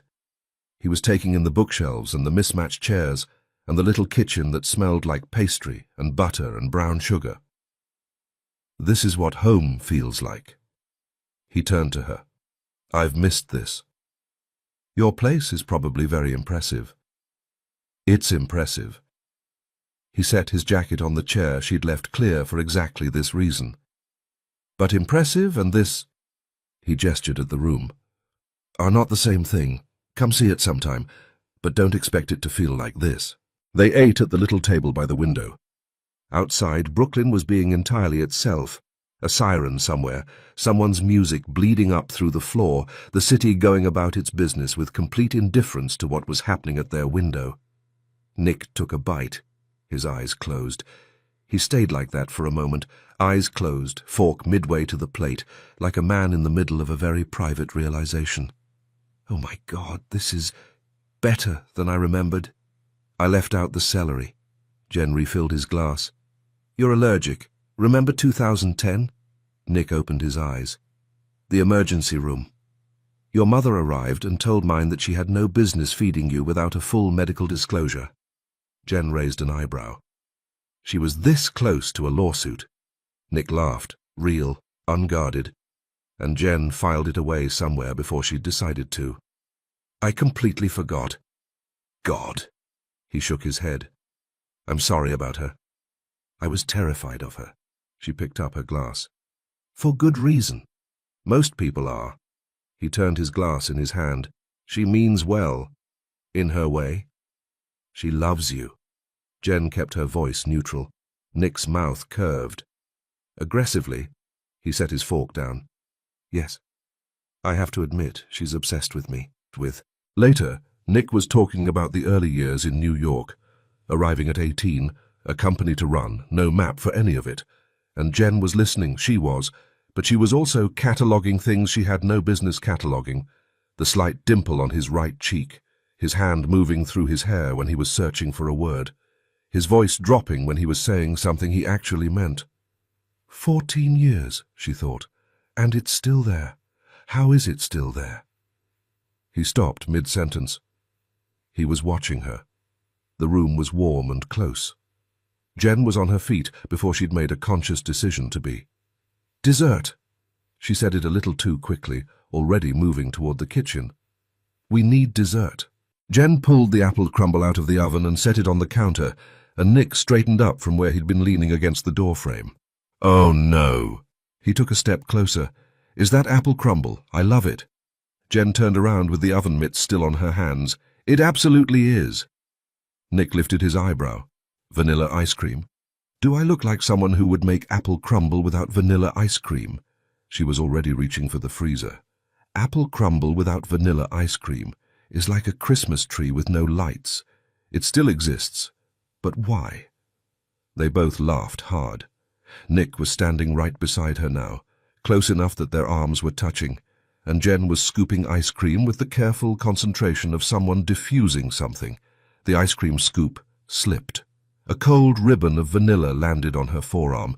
Her eyes dropped to her forearm. His did too. Nick reached over. His fingers lifted her arm gently, and he brought it toward him. And for a moment he just held it there, her arm in his hands, close enough that when he exhaled she could feel it against her skin. Neither of them moved. The ice cream was melting, and nobody was doing anything about it. Then his eyes dropped to her forearm, and he ran his tongue slowly along the inside of it, deliberate, unhurried all the way. Waste not. He barely whispered it, his eyes not leaving hers. Jen's lips parted, her pulse was somewhere in her throat. The ice cream scoop was still in her hand, and she had completely forgotten what it was for. Nick leaned in and drew her toward him, and pressed a soft kiss to her lips. Barely there, unhurried, like a question. Jen's heart was doing something loud and inconvenient. His eyes were very green at this distance. Then he pulled her closer, and this time it was different, certain, decided, and the serving spoon hit the counter, and neither of them noticed. She wasn't entirely sure how they ended up on the sofa. One moment the kitchen, the next his hands were in her hair, and she was in his lap, and he was kissing her jaw, her neck, the soft place below her ear, his mouth warm and deliberate, like he had nowhere else to be. His hands moved to her waist, her hips, pulling her closer, and she could feel him through the fabric, and she was very, very certain that the next 20 minutes were going to be the best decision she'd made in years. His hands slid under the hem of her sweatshirt, warm against her skin, and Jen caught her breath and pulled back, just slightly, just enough, and he stopped. Immediately, completely. His hands stilled where they were, and he waited, watching her face with an attention that felt more intimate than everything that had just happened. He whispered to her lips, "Did I do something wrong?" "No." Her voice was uneven in a way she couldn't help. "We just—" She laughed a little, embarrassed in a way that felt oddly comfortable, like being embarrassed in front of someone who already knew everything about her. "That was really good, but I think I need to—" "Hey." His hand moved to her hair, slowly smoothing it back from her face. "I got carried away. I'm sorry." His thumb traced her cheek, gentle. "We go at your pace. We can just watch the movie." For a moment, neither of them moved. Her hand was against his chest without her quite knowing when it had gotten there. His heartbeat was fast under her palm.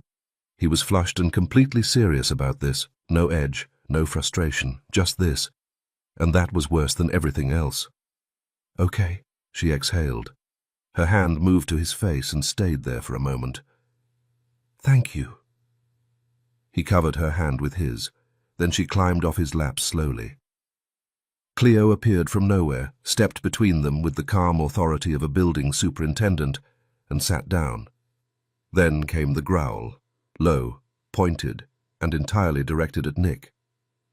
Nick looked down at her. "Did I miss a background check?" Jen folded her arms. "You failed it." Nick nodded once, like he accepted the ruling. Then Cleo, apparently satisfied that order had been restored, turned in a tight circle and settled at Jen's hip. Jen picked up the remote. Nick watched her settle back into the cushions, tuck her feet under her, pointed at the screen. Entirely at home. A small smile moved across his mouth without him deciding to. He hadn't felt this in a long time, maybe not since the last time he'd been in a room with her. They watched the movie The Perks of Being a Wallflower, with their feet tucked under them and the apple crumble between them, mostly eaten. They'd seen it at least 5 times together the summer of 2012, and neither of them mentioned this. At some point he reached over and took her hand, and she let him, and neither of them commented on that either. That tunnel scene. Jen glanced at him. "That was always your favorite." "Still is." He didn't look away from the screen. Jen tilted her head toward him. "Why?" Nick kept his eyes on the screen. "Because, for a few seconds, they looked completely free." Jen turned toward him. "That's it." The corner of his mouth moved. "That seemed like a lot at 17. Everything seemed like a lot at 17. She leaned her head back against the cushion. He turned toward her and she met his eyes, and then he squeezed her hand once and faced the screen again. When she glanced over, he was asleep. Head slightly back, completely gone, with the defenselessness of someone who has fallen asleep somewhere. They feel safe. She sat watching him. This man, she thought, and stopped herself before she finished the sentence. She got up carefully and found the spare blanket, the cotton one, the soft one, not the wool one, and pressed her lips together as she spread it over him. Then she settled back into the other end of the sofa and pulled the wool one over herself, and sat there with the city going on outside and him asleep beside her. In the relationship since Millbrook, she'd never found this. Not his warmth, not the laughing at the same things, not the understanding that passed between them without either of them having to say it. Maybe it was unreasonable to look for all of that in one person. Maybe she'd been asking too much. But then, what if you actually found it? What if you'd had it once, and then you'd seen it again, and now you couldn't imagine letting it go? She watched him sleep and didn't have an answer. She wasn't sure she needed one yet. Nick was still asleep on the sofa when Jen woke. Morning had only just started to happen. The pale kind of early light that made Brooklyn look briefly undecided about itself. Nick was out cold under the cotton blanket, one arm across his stomach, breathing deep and even. In sleep, all the sharpness went out of him. He looked younger like this, softer, closer for a second to the boy she remembered. Jen stood there for a second, then she picked up her keys and slipped out. The bakery was half a block down. She was rounding the corner when she nearly walked into Caesar. Caesar was large, was on a leash, and was in the process of conducting urgent business against a lamppost with the focused dignity of a dog who had been waiting some time for this opportunity. At the other end of the leash was Jerry, in yesterday's jacket, with the look of a man who had been awake for a very long time and had made peace with it. Jen stopped. Jerry's head came up. His face cycled through several expressions in quick succession: surprise, calculation, the decision to commit to surprise, and landed on Delight. "Miss Adams," he spread one hand. "Well, this is a lovely coincidence." Jen looked at him, then at Caesar. "Is it?" Her eyebrows lifted. "You don't look like you've slept, Jerry." "I'm a morning person." He said it with complete conviction. "Early riser, fresh air, dog walking." He gestured vaguely at Caesar. "You know how it is." "In this neighborhood?" She glanced up and down the empty street. "Nick's a very close friend. Our boss, Nick." Jerry cleared his throat. "He mentioned he might be nearby, and I thought, well, Caesar needed a walk, so I said, I'll just come pick him up." Caesar, having concluded his business, padded over to Jen and pressed his enormous head against her legs with the easy affection of a dog who held no grudges. Jen reached down and scratched behind his ears, still looking at Jerry. "Jerry?" She crossed her arms. "Miss Adams?" He adjusted the leash with the focus of someone who needed something to do with his hands. "There's a car across the street, Jerry. I can see Tom from here." She nodded toward it. Jerry turned toward the car. The car, a black sedan parked at an angle that suggested permanence, had Tom visible in the passenger window. Tom, registering that he had been spotted, gave a small, composed wave. Jen's expression went through its own journey. She straightened up slowly, tilting her head at the two of them, the car, the dog, the general situation. "The three of you." She tilted her head. "Very close friends, huh?" Jerry pressed a hand to his chest. "The closest." She narrowed her eyes. "Did Nick tell you he was spending the night?" Jerry's chin came up with the confidence of a man delivering very good news. "Absolutely," Nick said. "Come pick me up in the morning." Jerry spread his hands. "So here we are." Come pick me up in the morning, which meant he'd known, had expected to stay, had built morning into the night before she'd even opened the door. She stood there with Caesar's head still warm against her leg and thought about that for a moment. The version of last night where the ending had already been decided before it began. She came back from the bakery with a paper bag and that same feeling still in her chest. Tom and Jerry were still leaning against the car, Caesar between them, all three working very hard at looking like they weren't waiting for anything. Jen stood in front of them with the big paper bag in her arms, looking at Tom, then Jerry, then Caesar, who had no opinion on the matter because Caesar was a golden soul who assumed all situations were fundamentally fine. "Come on up." She turned toward the door. "I got enough for everyone." Tom's eyes went to the bag. "What did you get?" Jen held it up. "Cinnamon rolls and croissants." Jerry looked at the bag, then at Tom, then back at the bag. The calculation on his face lasted about half a second. "I mean, we don't want to impose—" "You're standing on my sidewalk with a dog at 7:45 in the morning." Jen turned toward the door. "Come on." Jerry, falling into step behind her, leaned toward Tom like a man who had been rehearsing this part. "Nick is going to be so happy when he sees us." Tom said nothing. He rarely did when Jerry was this confident about something. Nick was standing when Jen walked in, blanket still half around his shoulders, hair doing something unrepeatable, squinting at the room like someone still working out where they were and why. He was already crossing toward her, mouth open, something forming, when Caesar hit him at full speed. 90 pounds of German Shepherd made contact with his chest with the enthusiasm of a dog who had been outside for several hours and had developed strong opinions about this. Nick absorbed the impact without moving, which said something about him, and then, over Caesar's shoulder, he saw Jerry, and behind Jerry, Tom. His expression moved through several phases. Confusion, then the particular flatness of a man deciding how to play something, then the warm, easy smile he produced for Jen, who was watching all of this from the doorway with her arms folded and her eyebrows doing a great deal of communicating. "Hey!" Nick's voice came out easy, pleasant. The voice he used when he needed a moment to decide what the voice was going to say. "What are you guys doing here?" Jen looked at all three of them for a beat, her mouth curving just enough to be dangerous. Then she turned toward the counter and reached for the plates.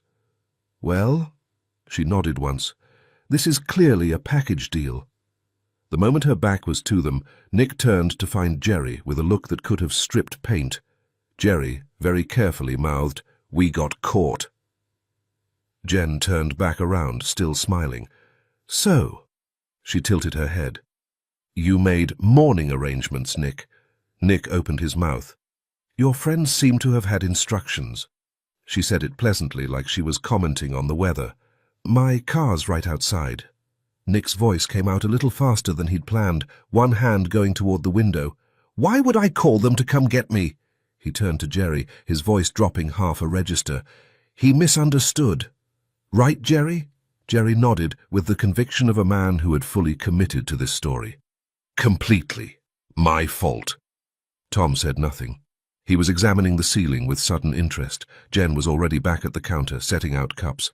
They ended up around the small table, which had not been designed for this and was doing its best. The cinnamon rolls were in the center. Tom had located one immediately and was working through it with the focused appreciation of a man who had been awake since before dawn and had earned this. Jerry was holding his coffee with both hands and staring at the middle distance. Nick was watching Jen and probably thought he was being subtle about it. In the far corner of the room, Cleo and Caesar sat facing each other with the focused stillness of two diplomats who had agreed not to escalate unless absolutely necessary.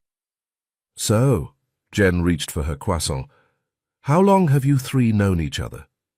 Nick and Jerry exchanged a glance, both making the face of people consulting a shared memory. Jerry tilted his head. "God, how long has it been?" Nick was already nodding. "Years. Long time." They looked at each other. "Long time," they agreed. Tom looked up from his cinnamon roll. 20 years. The table went quiet. All three of them turned to Tom. Tom appeared to realize, somewhere in the process of chewing, that he had said a number out loud. His eyes moved to Nick. Nick cleared his throat. "Tom worked with my father. When I took over the business, Tom and Jerry came with the—" He paused. "The transition." Jen nodded slowly. Her eyes moved from Tom to Jerry to Nick and back again, doing the arithmetic she was very good at. Then she turned to Jerry. "Why do you carry a gun?" Jerry's mouth went through a brief but eventful journey before settling on open. "That's... Miss Adams, that's not exactly—" He straightened. "It's electric, actually, designed to look like a 9mm, but it's just—" Jerry got robbed. Nick set his coffee down. "Few years ago. He's been carrying it for protection." Jen set down her croissant. "Robbed of what?" "His dignity." Nick picked up his cup. "It was a whole thing." Jerry's mouth opened. Nick said his name once, quietly, without looking at him. Jerry's mouth closed. Tom finished his cinnamon roll and reached very calmly for another one. Nick was on his feet before the last cup was cleared. "We should go. You've got the clinic to open." Tom and Jerry were up in the same breath, as if they had been waiting for the signal, which they had. "Of course. Absolutely. Very busy." Jerry was already reaching for his jacket. Tom had his coat on before Jerry finished the sentence. They were at the door in seconds. Jen walked them to the door. When she turned back, Nick was still in the room. He was standing close now, one hand light on her arm, deliberate enough that she felt it everywhere. "I had a really good time tonight, Jen." His voice had dropped back into the register it used when it wasn't performing anything. "I can't remember the last time something felt that easy." He gave a small shake of his head, almost to himself. "Or that good." Jen tilted her head, looking at him. "Nick." He waited. So did she. "I just—" She looked down once, then back up. "I don't want to rush this and ruin it." Her voice stayed quiet. "Not with you." Something in his face softened. He nodded once. "I know." She held his gaze. "You do?" "Yeah." His thumb moved once against her arm. "Because I've been thinking the same thing." The tension left her shoulders in a slow, quiet line. "Good." He stepped closer, and she was aware of it the way she'd been aware of him all morning. The way she was always aware of him, which was the problem, and also not the problem at all. "But I really like you." His voice was low, direct. "And I'm not going to pretend otherwise."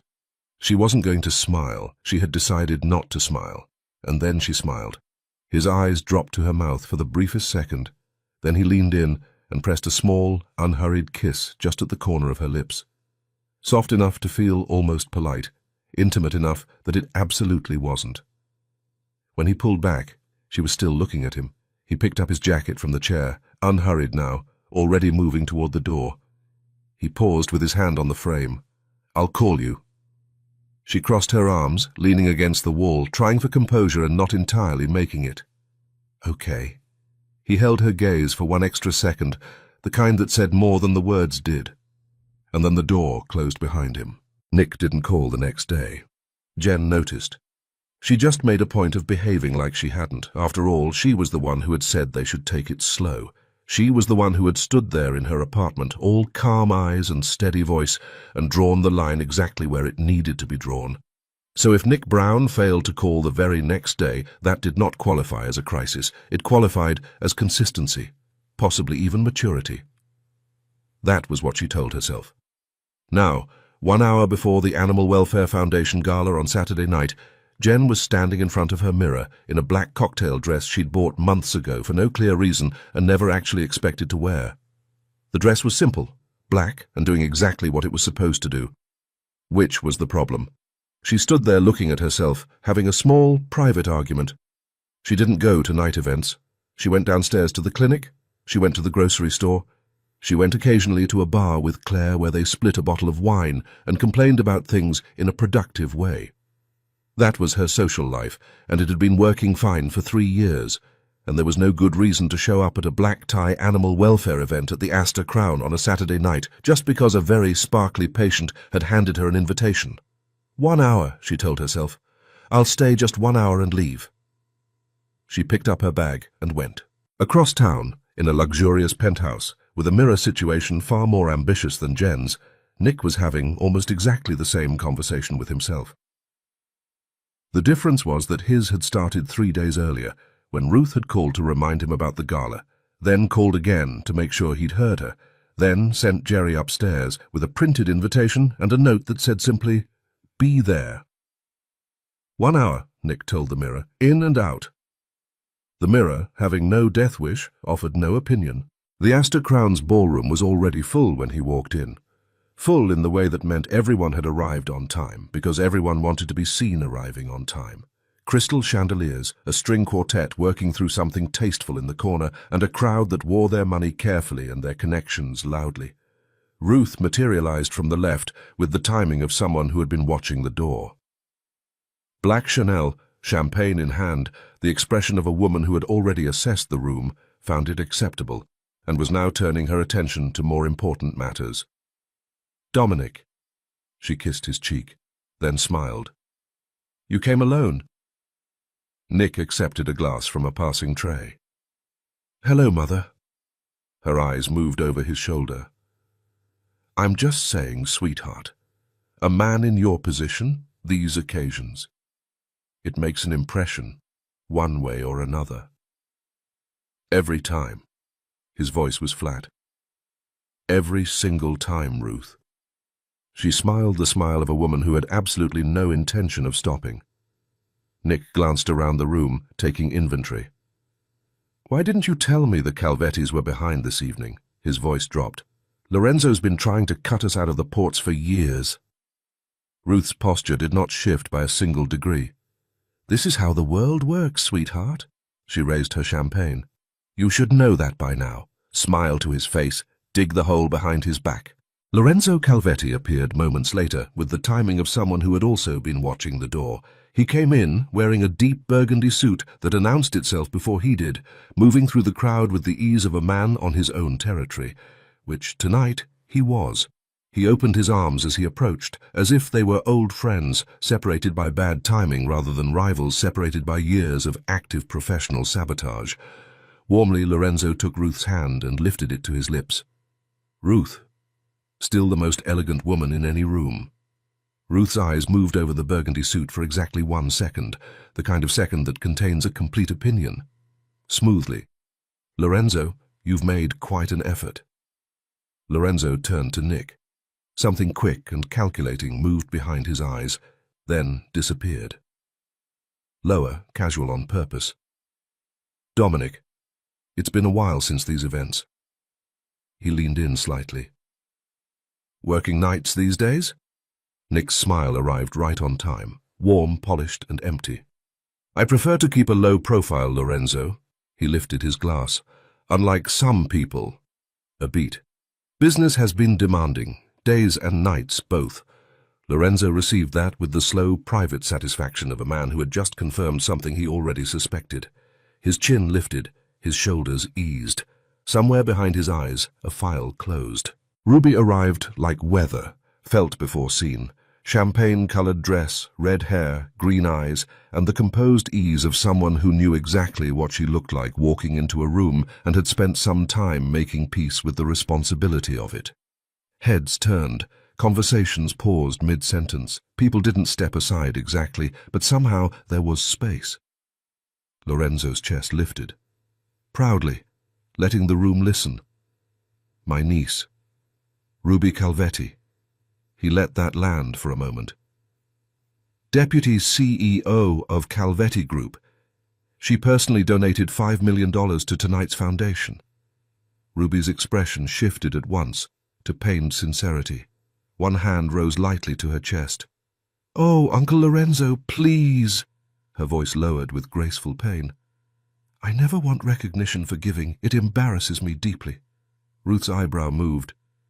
Barely. The way it did when something surprised her against her better judgment. Ruby, darling. Ruth extended her hand warmly. You've grown into quite a remarkable young woman. Mrs. Ferraro? Ruby's handshake was warm, her smile warmer, her eye contact exactly calibrated. You're as striking as ever. I've always admired you. Ruth, who was rarely outmaneuvered in an opening exchange, held Ruby's gaze for one extra second with what might have been assessment. Then she pressed her elbow lightly into Nick's side. Nick extended his hand toward Ruby. Ruby turned her head sharply to the left with the focused urgency of someone who had just heard their name called from across a crowded room. Oh, so sorry. One moment. She took a half-step back, entirely occupied with whatever had apparently demanded her immediate attention, which was nothing, because nothing had happened. Nick's hand stayed where it was, extended, unshaken, making its own small argument to the air. And then he let it drop. Lorenzo, still beside them, stood very still. His expression did something private and complicated. This girl, he thought, has been underestimated by everyone in this room, including me. He turned to Ruth with the pride of a man presenting evidence. I'm very proud of her. Intelligent. Modest. He turned his glass in his hand, working something out. And very smart. Very, very smart. Ruth, who had formed her own opinions on the matter, made a non-committal sound that could mean anything. She leaned slightly toward Nick, close enough that only he could hear. She's lovely, isn't she? Nick nodded once, but his eyes moved briefly to the entrance. Lorenzo touched Ruth's elbow. There's someone I'd like you to meet. The city commissioner just arrived. He straightened with the pleased authority of a man being offered something he wanted and steered her smoothly toward the other side of the room. As he went, his eyes found Ruby's over the crowd and moved, once, deliberate, toward Nick. Ruby received this with the serene blankness of a woman who had absolutely no idea what he meant and was doing it perfectly. She crossed toward Nick with the unhurried ease of someone who happened to be moving in that direction, which she had been planning to do for the past 4 minutes, and stopped in front of him with a small, pleasantly surprised smile that suggested she'd only just noticed him standing there. She had noticed him 4 minutes ago. Oh, I'm so sorry, we didn't actually get to meet just now. She made a small, gracious gesture in the direction of wherever she'd apparently been needed, which remained as a location entirely theoretical. She extended her hand. Ruby Calvetti. Dominic Ferraro. He shook it. Ferraro.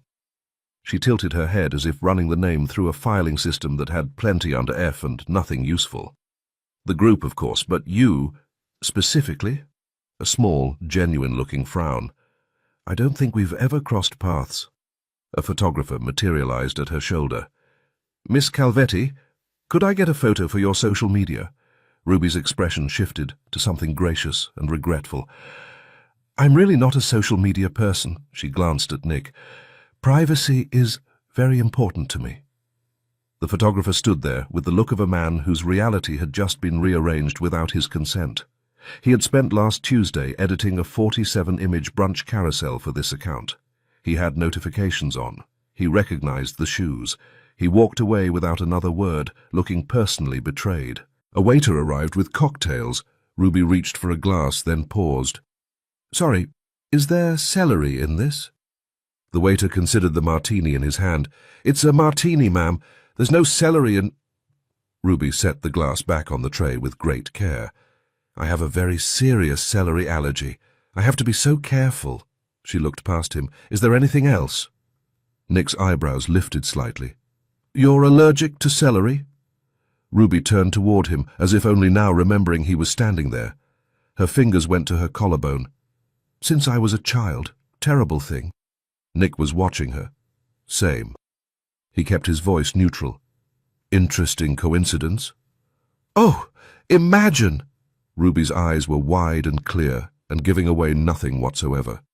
She tilted her head, as if genuinely charmed by the thought. "If we were ever—" She laughed, bright and a little too quick, a sound that didn't quite match the rest of her careful performance. "Well, no celery in that house."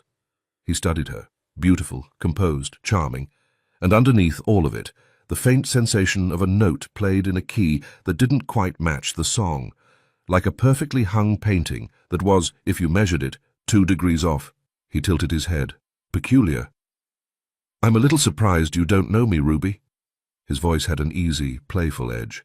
"We're your largest competitor." Ruby's smile held its position. "The Ferraro Group." "Absolutely." She gestured vaguely in his direction, as if he were a footnote in a document she'd skimmed once and returned. "But you, specifically. Nothing. Not a thing." At that exact moment, 2 young women appeared at Ruby's side, carrying armfuls of miniature dog garments. This was not a coincidence. It was, however, going to look like one, which was the entire point of the small, unhurried signal Ruby had sent in their direction approximately 40 seconds earlier, while Nick was looking at the cocktail tray. "Miss Calvetti, we make luxury clothing for rescue dogs. These are some of our samples. Would you consider supporting us?" Ruby turned to them with the full force of her attention. "Oh, you darlings!" Her hand went to her chest. "There is nothing I wouldn't do for animals. Nothing." She reached for the nearest sample, a tiny cream wool jacket, and lifted it with both hands. "Look at these. Just look at them. Oh my God, these are just—" She stopped. Her eyes went wide. She swayed sideways into Nick with the momentum of someone who had not planned to sway sideways into Nick, which she absolutely had. He caught her by the waist, his eyes going to her face. "Are you all right?" Her voice dropped to something fragile and bewildered. "The wool? I can't. When I touch it, everything just goes dizzy." He frowned. "Dizzy?" She pressed one hand to her cheek, the other still on his arm. "And the itching, everywhere, every time."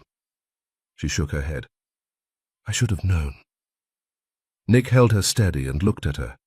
This beautiful, composed, apparently wool-sensitive woman who shared his celery allergy had never heard of him despite running the competing company and had just materialized a dog clothing stand at a precise moment, with the expression of a man doing very careful arithmetic and not yet sure what the total was. Lorenzo, still at Ruth's side, had been watching all of this with considerable interest. He leaned toward her. "Look at that." A nod in their direction. "Fast work, huh?" Ruth turned. Nick had Ruby against his side, her hand still on his arm, and the whole arrangement read considerably more intentional than it was. Ruth's mouth curved. "From rivals to partners, Lorenzo. Is that the plan?" Lorenzo spread his hands. "I have enormous respect for love." Ruth, who had been listening to Lorenzo express enormous respect for various things for the better part of 2 decades, rolled her eyes, with the fondness of a woman who found him ridiculous and had never quite managed to fully mean it. On the other side of the ballroom, Jennifer Adams had accepted a glass of champagne, found 3 veterinarians she vaguely knew from a conference, and settled into a conversation with the relief of someone who has found solid ground in unfamiliar water. She was doing fine. The room was beautiful. The champagne was cold. Someone was telling a story about a tortoise that was genuinely interesting. Then across the room she caught a flash of red, champagne gold dress, red hair, and felt a lift of recognition because Ruby Calvetti was hard to miss and familiar faces were welcome. She said her excuse-me's and took a few steps in that direction. And then she saw him, or rather, she saw his back, his shoulders, one arm around a woman's waist, the woman's hand against his chest, the two of them tilted toward each other in the easy, unhurried way of people who had nowhere else to be. She knew that posture. She knew those shoulders. She had known them since she was 13 years old. Her champagne glass stopped halfway to her mouth. Ruby Calvetti. Red hair, champagne silk, one hand resting against his chest, and Nick's head was tilted toward hers, close enough that whatever he was saying was only for her. Nick Brown. Jen stood very still.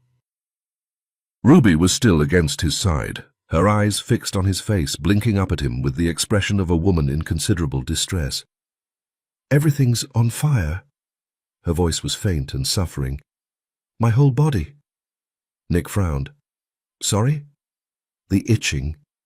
She shifted slightly in his arms. "My shoulder, the back of it." Her eyes were wide and patient and waiting. "Would you mind?" He considered her for a moment. "You want me to scratch your back?" "Oh, it's unbearable. Please." She held her forearms away from her sides and demonstrated, scratching at her own elbows with the focused misery of someone who had absolutely no choice. "Wool allergy. Haven't you ever had it?" "Actually," Nick said, "I have." He was thinking privately about celery allergies and wool allergies and the specific mathematics of coincidence, and the numbers were not adding up in a way he found comfortable. Ruby batted her lashes, puckered her lips, and whispered, "Dominic, my shoulder. Please. I'm going to faint now." Nick set his hand on her shoulder blade and scratched, once, carefully, with the expression of a man who was doing something he hadn't entirely agreed to. "Oh." Ruby's eyes fluttered closed for a moment. "Thank you. Oh, that's... Yes, right there. Thank you." Across the room, Lorenzo was watching this with his glass halfway to his mouth and a look of reluctant admiration on his face. "Go, girl," he thought. "Go." His eyes softened for a moment into something older, something he rarely let surface. There had been a time, Ruby's mother, a summer in Capri, a very complicated situation that he preferred not to examine in detail, and looking at Ruby sometimes, he had to wonder. Then he thought about Ruby specifically. The poodle she'd tried to train to answer her emails, the time she'd locked herself in a Maserati for 40 minutes because she'd forgotten her own code. He drank his champagne. No, no way, absolutely not. Nick was still scratching Ruby's shoulder, wearing the expression of a man being very professional about a situation he had not seen coming, when Ruby opened her eyes and looked up at him. "Oh, Dominic." "Yes, yes." Her voice was warm, grateful, slightly theatrical. "Oh, that was great, thank you." Then, from directly behind him, close, unmistakable, and entirely in the wrong place, "Dominic." He turned. Jen was standing right there in a simple black dress, champagne glass frozen halfway to her mouth, her eyes going from Ruby to him and back again. "Dominic?" she said again. "Who the hell is Dominic?" Thanks so much for listening to Jen and Nick's story. I really hope you enjoyed part 1. Part 2 will be up within the next 3 days. So if you want me to continue the story, please comment part 2 below. That honestly gives me the motivation to keep writing. And if you liked this video, don't forget to like and subscribe for more stories like this.